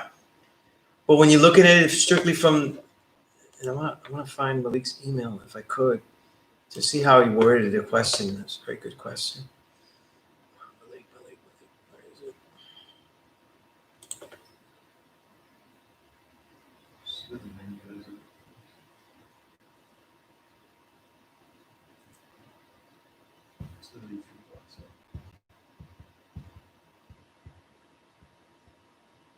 Yeah, because Malik was asking me about plus degrees on the mind and supreme mathematics, like a way to see lessons through the lens of supreme math.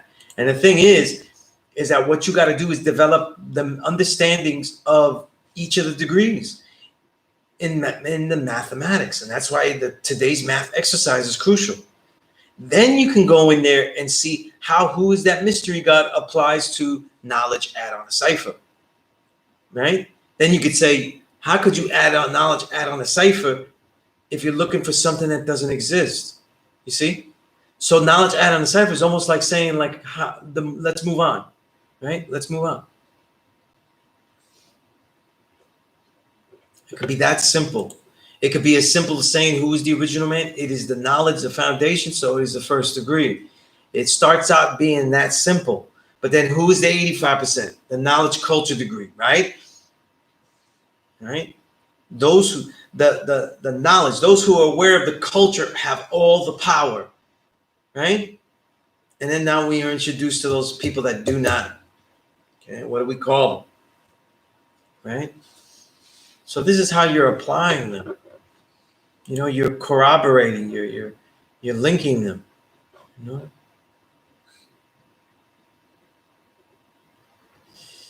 Okay, I missed some things here.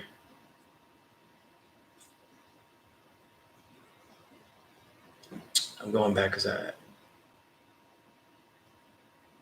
went into the email and some other things I added here, and I don't know where I'm up to.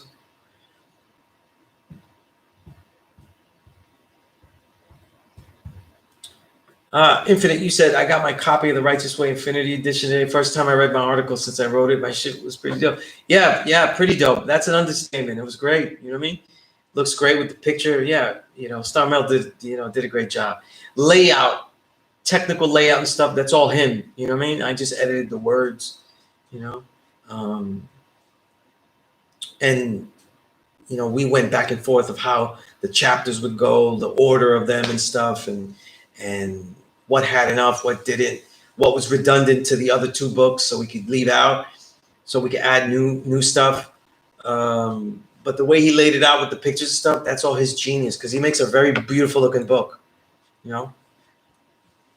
Jane Eyre, so can look at the math like Roman numerals, lesser to the left subtracts lesser to the right, adds up, or is that redundant? I wouldn't look at it that way. I would look. Don't try to make so many rules about it. And just like Infinite Mind said, supreme mathematics isn't linear. It isn't just one way. We're describing the nature of how things are created. We're going to go back and look at things linear, 1 through 9. But they don't always work that way. And wisdom knowledge is a great example of how you could work with them without being so linear, right? Infinite Mind said, even when you study the square root of negative numbers, you will get an imaginary number represented by a letter. That's because mathematics isn't linear. Wow, if I had said the same thing.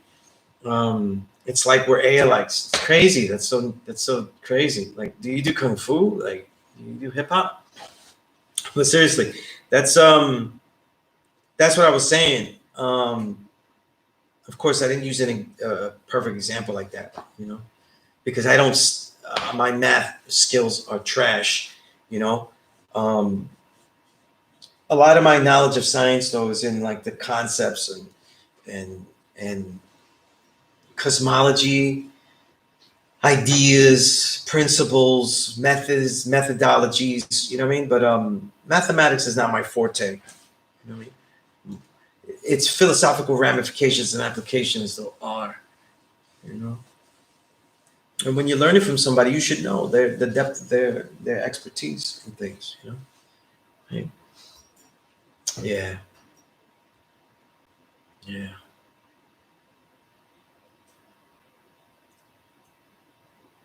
But yeah, Jay Dinner, because sometimes your answers, Jay Dinner, I feel like you're overcomplicating things for yourself by trying to make a standardized rule. You know what I mean? This exercise of the day's mathematics and just knowing what each principal degree means, this is how you start. And then, you know, doing that exercise is going to get you there, you know, like, don't overcomplicate it though, because you could lead to rules, you know, and that's why I really went back and forth with Kareem is only because when I see someone doing a rule, is that we're not yet cool. We don't need to make rules and shit. You know what I mean? You can make rules in your household and stuff like that, you know?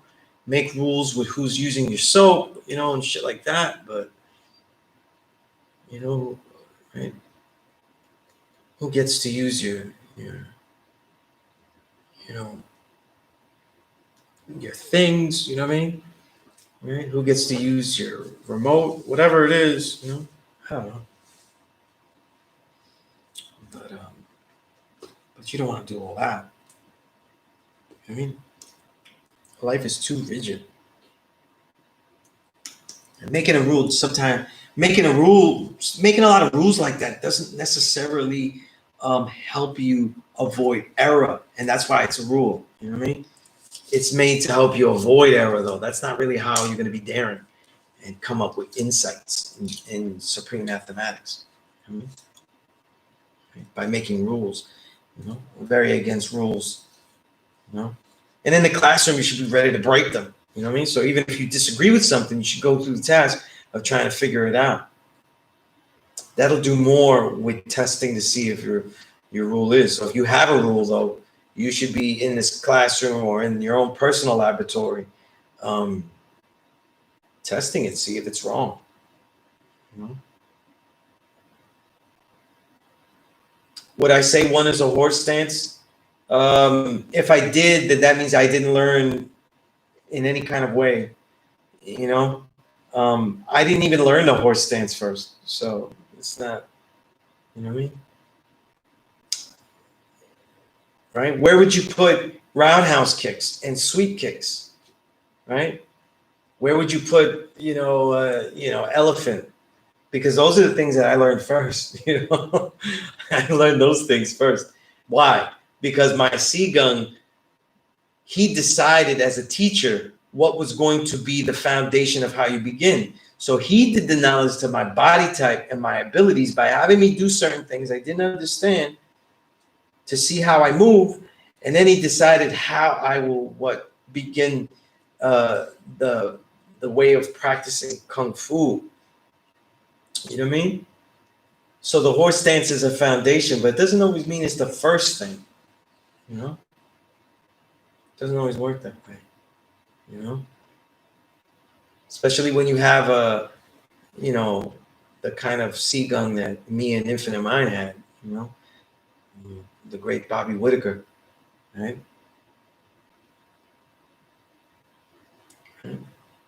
Doesn't always work like that. It is a foundation, but doesn't always mean it's the first. In that case, you'd say, look, Sunya's learned all wisdom knowledge, then, right? And still, I give you the 1, 2, right?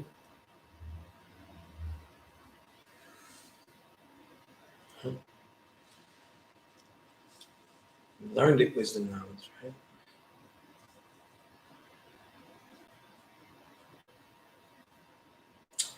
Not necessarily, you know what I mean? Not necessarily. Nobody could look at the way I do Kung Fu and say it doesn't work, right? So it's an assumed foundation.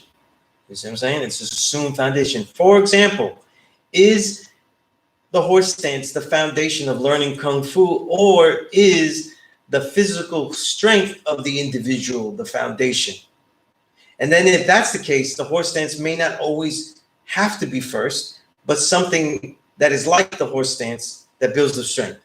But if the strength of the individual is the foundation of the learning of the student, then it doesn't always have to be the horse stance or some physical exercise, but they're also mental well-being.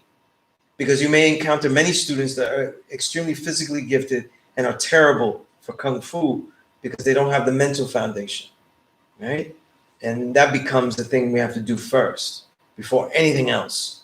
Whereas other people, though, learn the mental aspect. Most students learn the mental aspect of Kung Fu as they go along, right? Just as myself.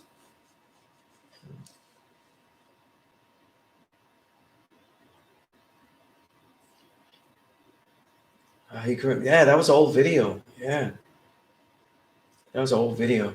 I got some new stuff, at least more refined.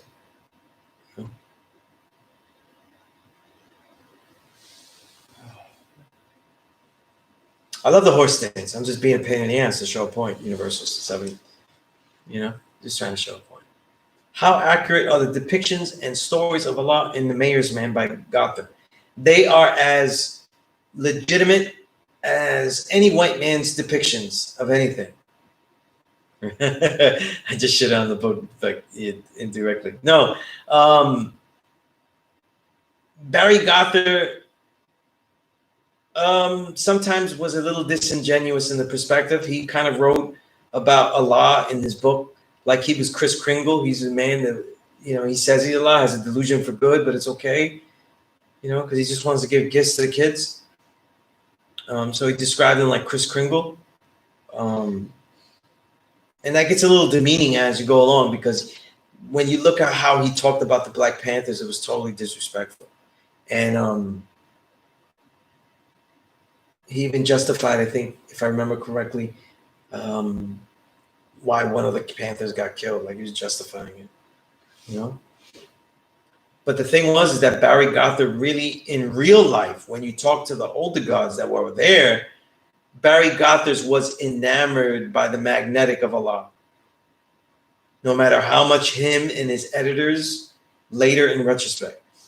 Books back then were definitely heavily edited. So any authorship by an individual, though, is going to come with a whole editor crew.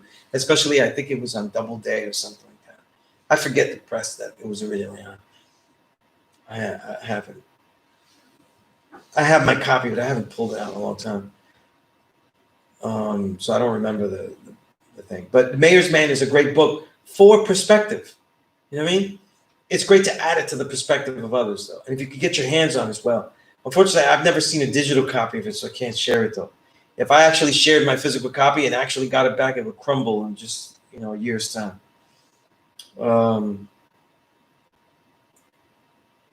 Jay De Niro, you said peace, but your power comes from your knowledge. Right, but who says that the power comes from the physical, right? It all depends, right? It doesn't, and knowing as if you were teaching, maybe the horse stance is how you begin. Just like I teach a lot of students, I begin with the horse stance. You know what I mean? Some I begin with push-ups, right? Yeah, you need that book, Universal, but The Mayor's Man is out of print, so. What we can hope for is someone making a PDF of it. Or, I doubt it's going to be reprinted. There's not much. I don't see how many sales that could make outside of Brothers with the Knowledge. People don't even know who Barry Gotham is, Kemi said, what's the story behind him saying that Allah offered his own daughter to him? That certainly isn't in the book. And I've never heard that from the elders and stuff, so, I don't know. People mythologize, and they say stuff, but, Let me tell you something. I never heard nothing like that. And I'm saying I've heard ideas that are crazy, but I never put any validity in that. I had the honor of being with a lot of the firstborn, so I never heard no shit like that. Yeah. Yeah, it's a lot of money online. I don't know how much. Yeah, we have to be grounded in knowledge and universal truth. But how do we stay grounded is the key, right? We always have to be testing it. Okay? That's how you stay grounded. You never assume that you are grounded in it. Once you assume that you are grounded in it, you were probably in a different, probably some different dirt. If that makes sense.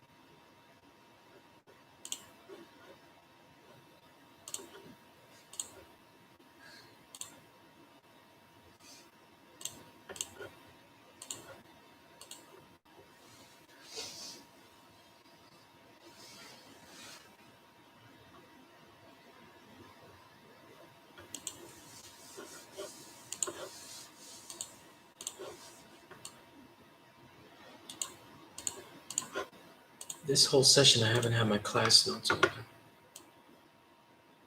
Oh, shit. Yeah, because now I have to fill up the YouTube, the YouTube description. And a lot of times I don't remember what the hell I was talking about the whole class. Let's see.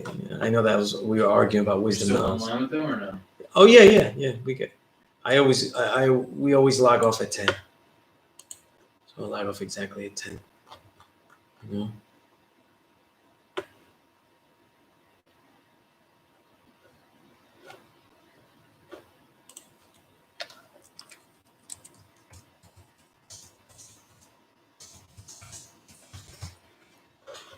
But just so I say it and you see it, I'm now back at the school. So if you were in this area, though, you can come through if you want to build personally and more efficiently. Universal asked me, how do you feel about the inaugural situation? I think J-Lo can't sing, and I think that she just learned how to carry a very bad toned note. Thanks to Mark Anthony, though. Before Mark Anthony, she didn't know how to do that.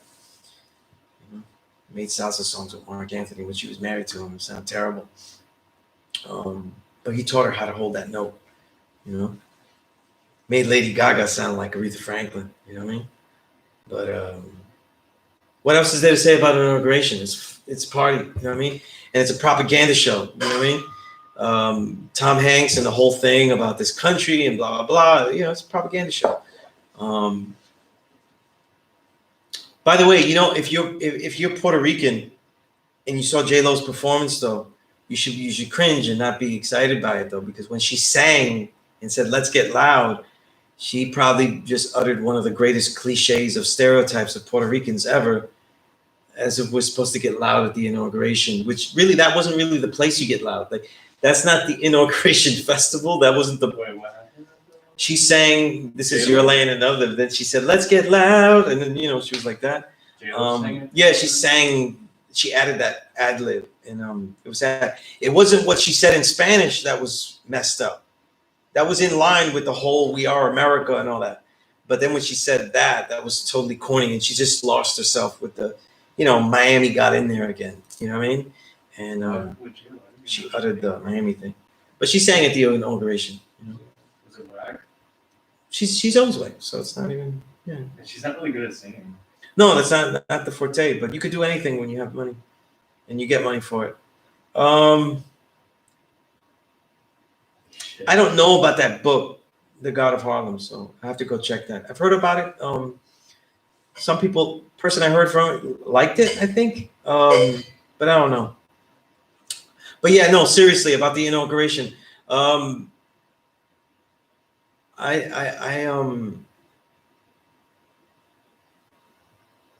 the fact that it went without a hitch, though, I don't want to conspiratorialize. They just had more security there. So it could be that, or it could be that the people that were at the Capitol were just like, kind of like expected to do wildness, just to show a point. See, the thing is here, this is something Noam Chomsky talks about too. The way great propaganda works by making a villain, and at the end, if you get the villain like Trump to actually stage something like, listen, I lost this election. I need my people to come in and make noise. This is a very clever noise because they went in there, they broke stuff, but they didn't really do damage. Like, they weren't going in there killing multiple people. They didn't come like a militia, like all the things that we hear about and that we know exist in, racist white America, right? The massive amounts of militias. So they didn't really go there. So, but what it does is that now, whether it was staged or not, it becomes perfect fodder to cement propaganda and say, listen, that was the wrong way, as opposed to seeing the Capitol Hill as an exposing of what is normal, what is normally under the surface of America. See, I saw Capitol Hill as what is normal under the surface of America, whereas the propaganda works perfectly if they say, listen, that's not us. And they got J-Lo, they got Lady Gaga, they got that sister, that young sister that read the poetry, that all her poetry was the most propaganda-filled poetry ever. I don't care how well you thought it was written. I thought it was okay. I'm gonna leave my hating to the side, but it was basically Maya Angelou light, And it sets up a propaganda. So all the inauguration is for is to set up a propaganda of like, this is the new future, this is the new it, and re-engage people into loving, the empire that is not representing them. So it works perfectly because you're very rarely going to have a villain where, because how many other inaugurations play out though, where it really seems like you defeated the villain though. Like, a lot of the inauguration seemed more like Star Wars at the end. Like, like the Star Wars, remember, like, Chewbacca standing there. Yeah, I was like, like, I wanted to see the credits like that. And honestly, man, it pisses me off to see a lot of. It's like Bernie Sanders with his gloves, Chewbacca. Like, is he like? Yeah, I feel like he was Chewbacca for sure. But I'm just saying, I see a lot of people dick sucking Biden and them now. Well, of course, yeah. Just like it's the total opposite. They'll be the ones that go on like social media. And like anti-Trump posters. Here's the thing, right? Those who are so against Trump, as they should have been. I am not mad about that at all. Now they are attaching the humanity that they wanted and expected onto Biden and Kamala. You know what I mean? They're just as ruthless. They're not proven to have like this amazing humanity, or as what we need, or is that what we expect out of a Democratic, out of politicians? Theoretically, that they are sacrificial in their humanity. You know what I'm saying? The truth is that what we're really only going to get though is that they are civilized in the covering up of their inhumanity. They'll be civil. See, that's the only difference between Trump and what we're going to get is that Trump was very uncivil in his lack of inhumanity. He showed you that this is not really a democracy. It's really about the shit I'm doing. You niggas get down with it, or you don't, and then it exposes too much. You know what I'm saying? But it served its purpose, though. White people needed to be empowered, and they felt empowered, though. You know what I mean? they're gonna talk about like It's a false sense of power. yeah, you know, they're gonna talk about that like can it all be so simple though? You know what I mean? Like Have you ever? Did you see any of the videos of the people, the QAnon people who are crying? I didn't get to see that. Yeah, that's good These stuff. I didn't get to people, see that. It's a false idol thing. Yeah. Oh yeah, of course. And it's really You know? sad. And but it's the based. same thing with people A on lot the of it is Democratic based side. on the models of Reagan, Ronald Reagan, and Yo, stuff God, like that. You But a know? lot of it's the same thing I see from the Democratic side of people who, like myself, like I was really upset when we got Trump the first time. I was fucking upset. A lot of people were upset. I mean, granted, yes, the Democratic politician would have been the lesser of two evils, but to see people like putting so much faith into a representative that you're paying with your tax dollars, Well, see, rather than yourself organizing your own communities. what we got out of this last election was that now we can say, which is so messed up, that there is a value to the lesser of two evils. You see what I'm saying? There actually is. I think there is at least. There actually ends up being a value to the lesser of two evils and stuff like that, which is totally messed up. But that's a lot of people don't know that all the way politics is designed, the way it's set up in democracy, even at the local level, that's all it's going to be. You know, you're expecting people to represent you. So in a country that was established without word is bond, the entire system is based on word is bond. You know, you say you're going to do this though. Okay, I'll vote for you. You know what I mean? It's the most ironic, you know, hypocritical thing. You know, Well, this is, in fact, democracy this is the is last bullshit. out of all the countries in the Western world. The United States is the last country that should be allowed to have a system, a democratic system that is based on word is bond. And then yet they do, and this is what they pump up to the world and stuff like that. The problem is that we don't hold our representatives accountable, and we don't get directly involved You know, in democracy. and we'll see if people are able to do that now, right? With all the Senate, Congress, everything Democratic, there really is no excuse to the line that things go down. I'm telling you, man, if they don't deliver on what they need to deliver, they are going to basically give the shit to the fascists. If they don't deliver what they're claiming they're going to deliver, and now that they have the majority, Right. there's going to be a lot of these crazy white people, Mhm. even on the left, who are like on the verge of becoming conservative or fascist that are going to fucking flip. I think the rest so. of us are going to be screwed. I think so. Yeah, I think so. Yeah. It's funny to me though because people are so uneducated when it comes to this shit. Absolutely. You Yeah. gotta know the difference between different governing systems, how things work. If not, you're gonna be misled. That's just how I see it. Oh, we shat on Chewy figuratively. Didn't even give him a medal. Yeah. No, my bad. Yeah, I got to think more about this though. I got respect for Chewy though. I don't want to shit on Chewy though. You know, it's the least we can do, man. But yeah, I agree with you, Pablo. Definitely to plant fear, or you know, just to utilize it. You know what I mean? To utilize it. You know, right? But Fear is definitely. see, the thing is, we get into conspiracy theory, but what we're forgetting is that they don't always plan all the shit. The thing about America is that they're so good at using all of the hell that happens. So when they misstep, they use the misstep. Like, for example, look at wars like Vietnam War. They didn't go in there, hey, let's go into a war that we're going to lose blatantly and not really get our objectives and then stay there forever. No, that's not how they plan it, though. They go in there thinking they're going to get something, but then they go in there finding out that, wait, we're not going to get our objectives, but if we stay here, we could learn a lot of things about guerrilla warfare and the third world and how they're set up, and it could help in the future. And so they do. You know what I'm saying? And so it works. So, you know, disaster capitalism is a new term, but disaster adaptation is really the way of the American empire. You know, it's disaster adaptation. They adjust to the disasters that go on, you know, and then because it works out, we call it conspiracy. You know what I mean? Oh, that's Peace, Malik. You got the Righteous Way trilogy in the mail. That's great. You know, it's a beautiful set and everything. So, you know, definitely read them in order, though. You know what I'm saying? Like, you know, since we're talking about Star Wars, definitely treat it like the trilogy. You know, don't be watching Return of the Jedi first. You know what I mean?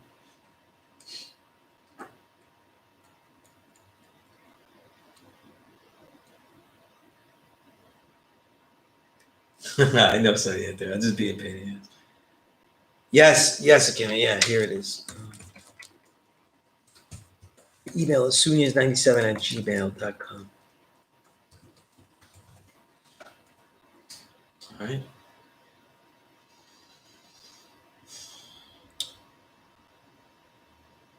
Look, the main thing is this. Look, when you're dealing with the other man, don't just explain everything. We need to stop explaining things and just look at things for what they are and then get some insight as we go along. And it's okay. You know what I mean? It doesn't always have to have the answer. You know what I mean? Okay. You know?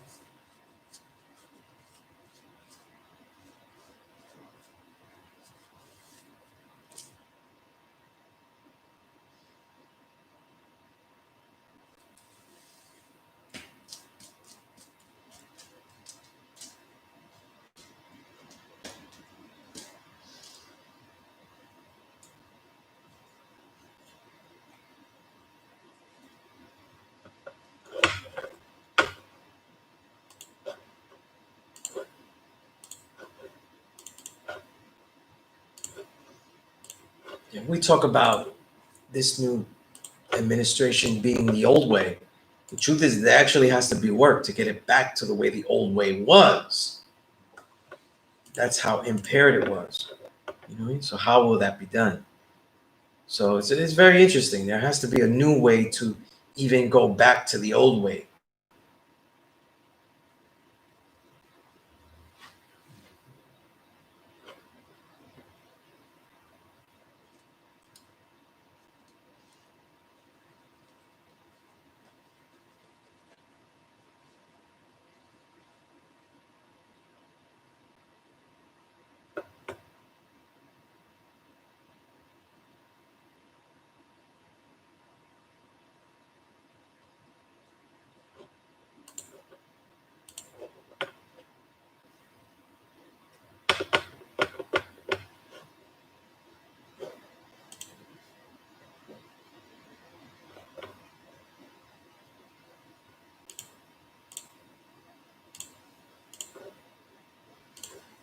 I think the best thing about the inauguration was Bernie, though.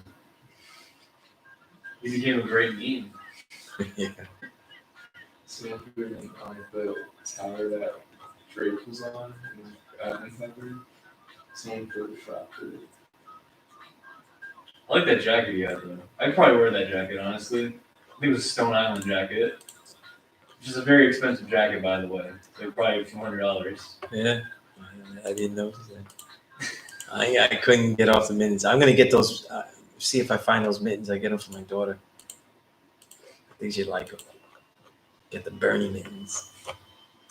Just call them the Bernies, right? Yeah. It's fucking crazy, man.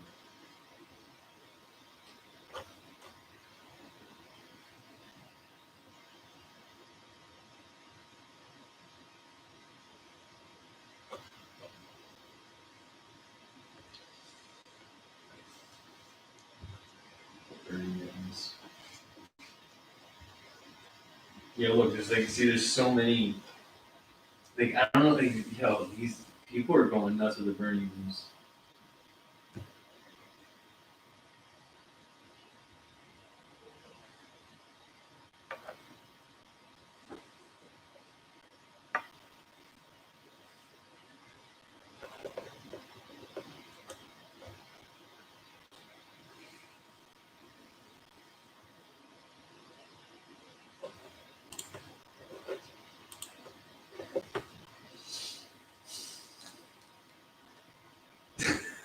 You heard my ringtone again.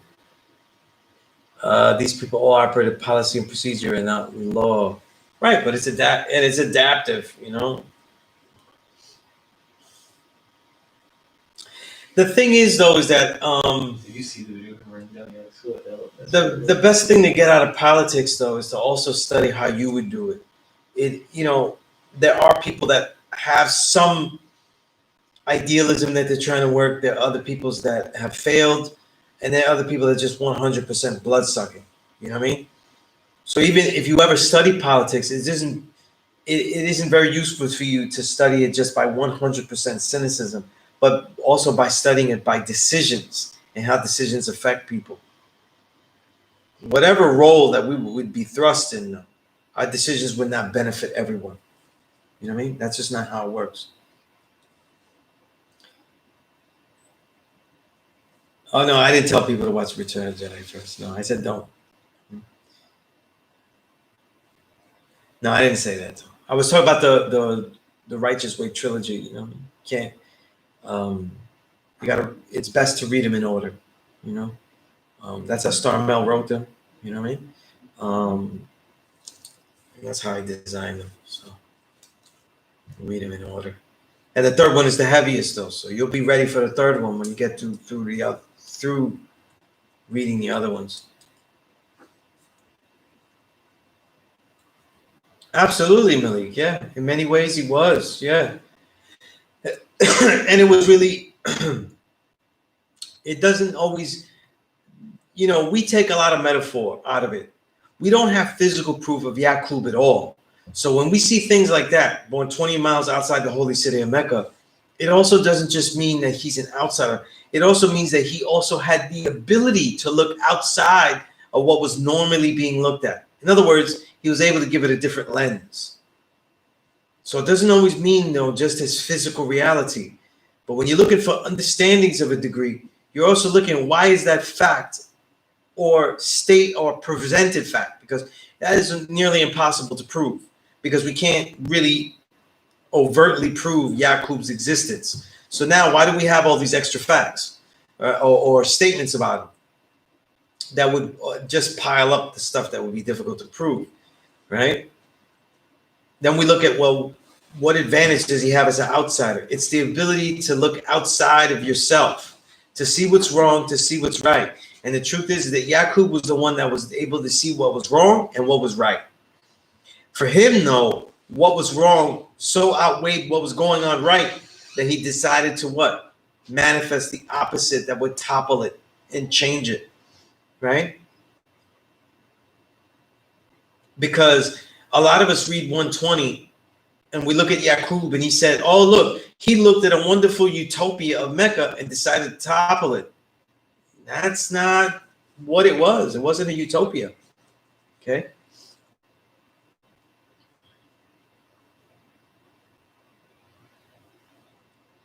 I don't know, Raja. I don't know if she represents Raja. She Indian though. You tell me. Right? Kamala, she Indian though. You know, one of the gods, the god out there. Damn, how do I forget the god name? There's a guy out in Canada though. He's related to Kamala, you know. It's actually related to Kamala because he's Jamaican, you know. You can say exactly that is how policy works. People think knowing the law 101, quoting it will change things. That's not how, at least this country's operate. This is why the Declaration of Independence, which is right and exact, was never ratified. Yeah, very true, man. Very true. You know what I mean? If you make the rules, you can change the rules. You know what I mean? You know, and all you have to do is make sure. You know, you can stop upheaval just by making sure that people don't see the inconsistency. If it seems consistent, then, you know.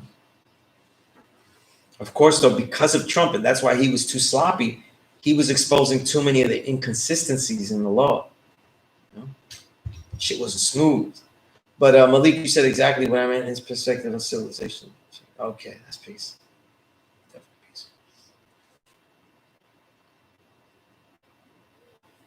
peace.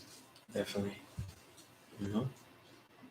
But again, look, when you read histories of nations, you're reading politics over large periods of time, including the ancient dynasties of the original peoples, whether they be China, whether they be Asia, anywhere in Asia, or they be Africa, or they be the America itself.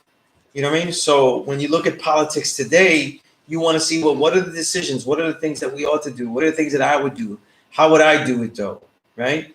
Who is applying ideals? That's why, like, I think a good read, even though I haven't finished it, so I don't all the way advocate books I haven't finished yet.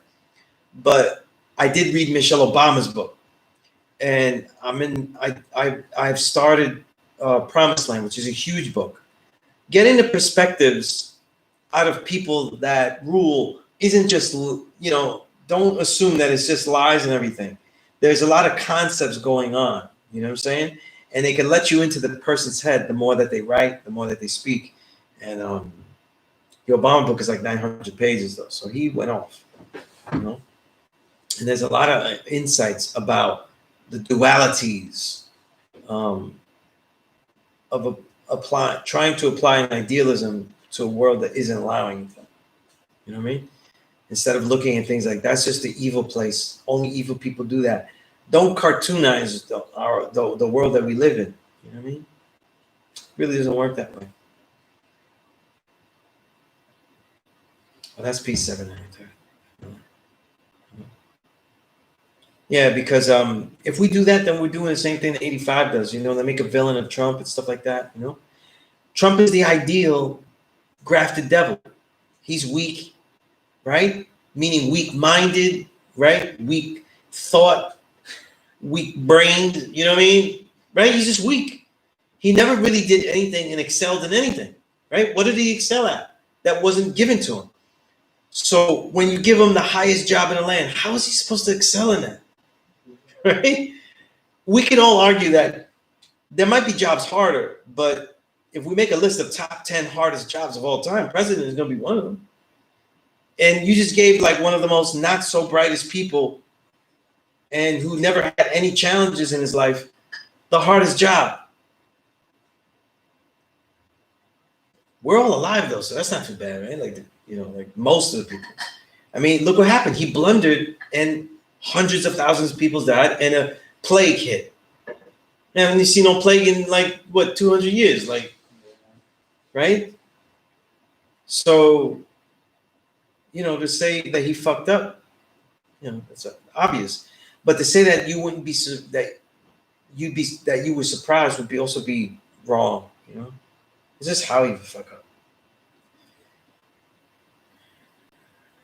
Yeah, like Universal said, like Martin Luther said, we walked into a burning house. If no economics goes back into supporting our own, we will always be in insurrection. Right, that often is stopped, that often is railroaded, that often is blindsided. But we can never really stop. We always have to try to do our best. You know what I mean? Yeah, weak bone and weak blooded though. I mean, it is. If we made a picture 120, we put Trump in that. You know what I mean? Right in that 32nd degree right there. Just put his picture. Weak bone and weak blooded. Right? Can have a family portrait there with Trump's. Yeah.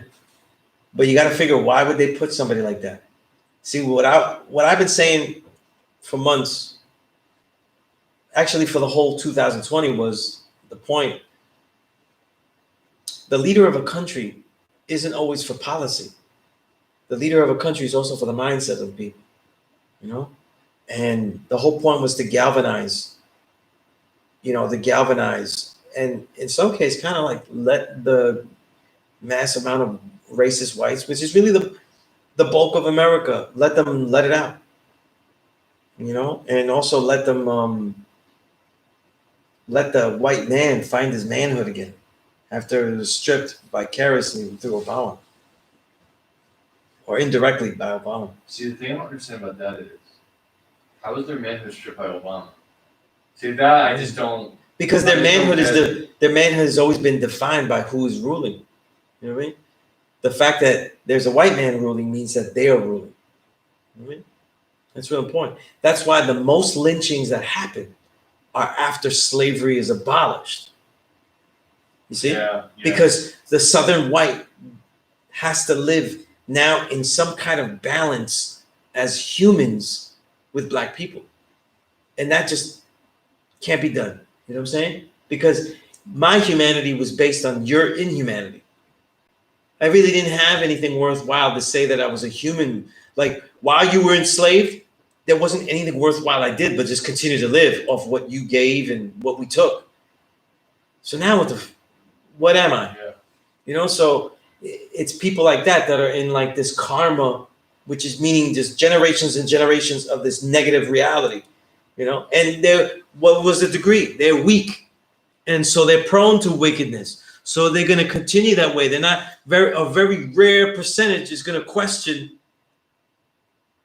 how do we get out of this cycle? They're going to question that cycle, you know. A lot of old people were in there too. You know what I'm saying? A lot of old people were in there too. You know? Capital shit. Yeah. Wasn't there someone with a "Don't Tread on Me" flag that she got treaded on? Yeah, yeah. She was probably old. Good point, LT Station. I see that. See, there's applying a degree to the mathematics to the degree. Well, universal God, I don't know. Like, be careful when you say this was already planned, because they planned it by allowing it, but it doesn't mean that it went according to plan. You know, don't be very careful how you label, you know, the oppressor as some kind of mastermind. You know what I mean? They really aren't. You know what I mean? They're winging the shit a lot. You know what I mean? I've never heard of that book, Kareem, though. I'll look into that. Yeah.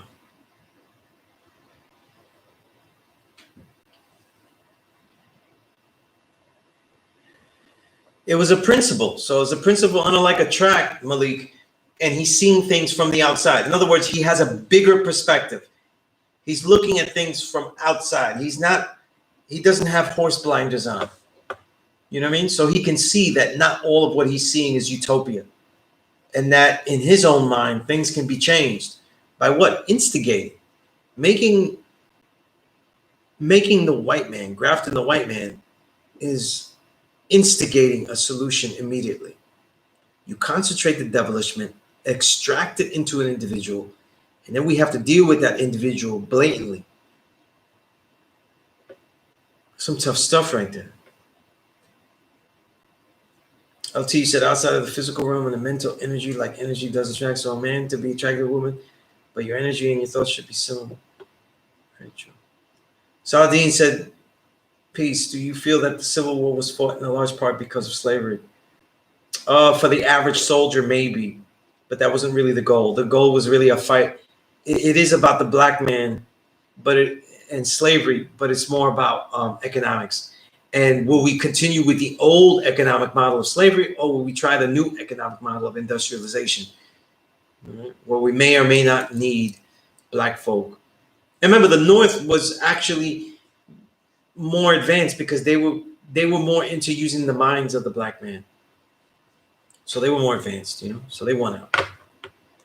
Basically, I mean, Lincoln did. There is a quote of Lincoln basically shitting on African Americans.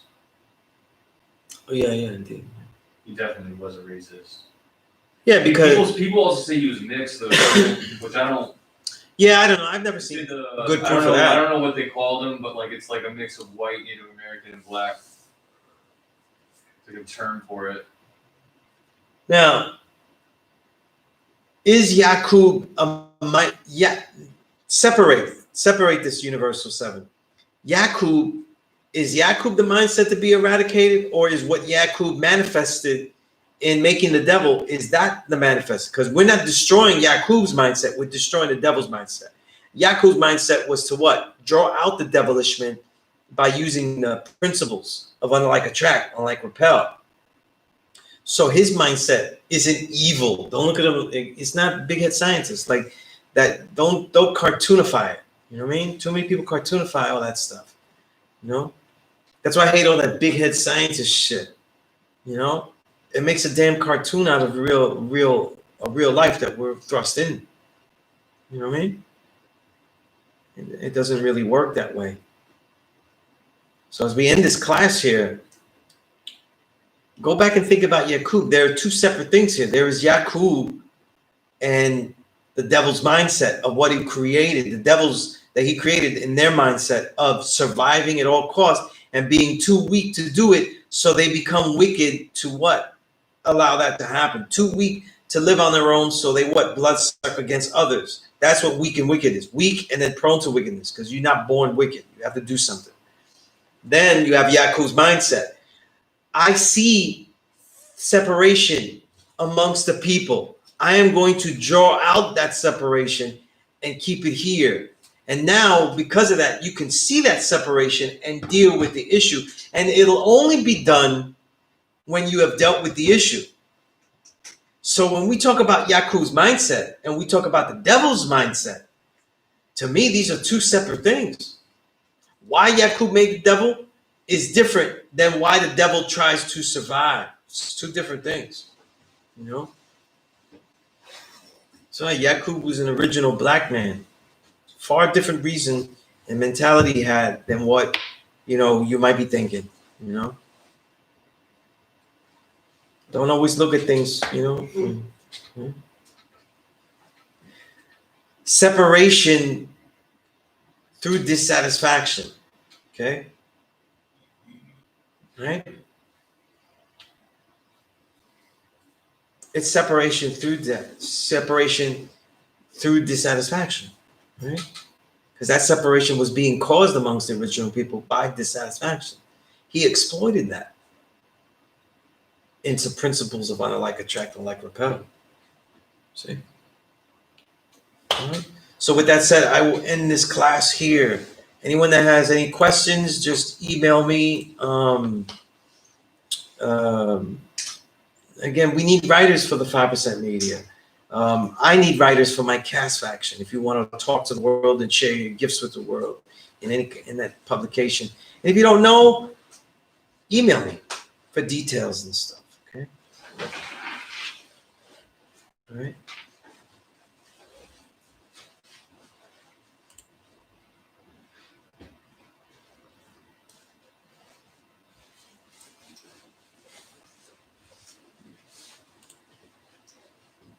Definitely. If you want your poetry published, I could publish that in my cast faction or, you know, anything else. You know what I mean?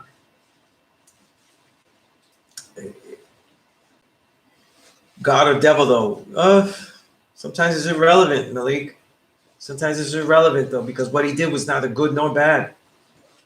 And in this case, though, we're using the word God or devil to mean good or bad. You know what I mean? So sometimes it's not really worthwhile, right? All right.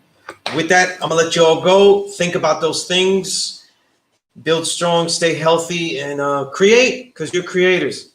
Peace.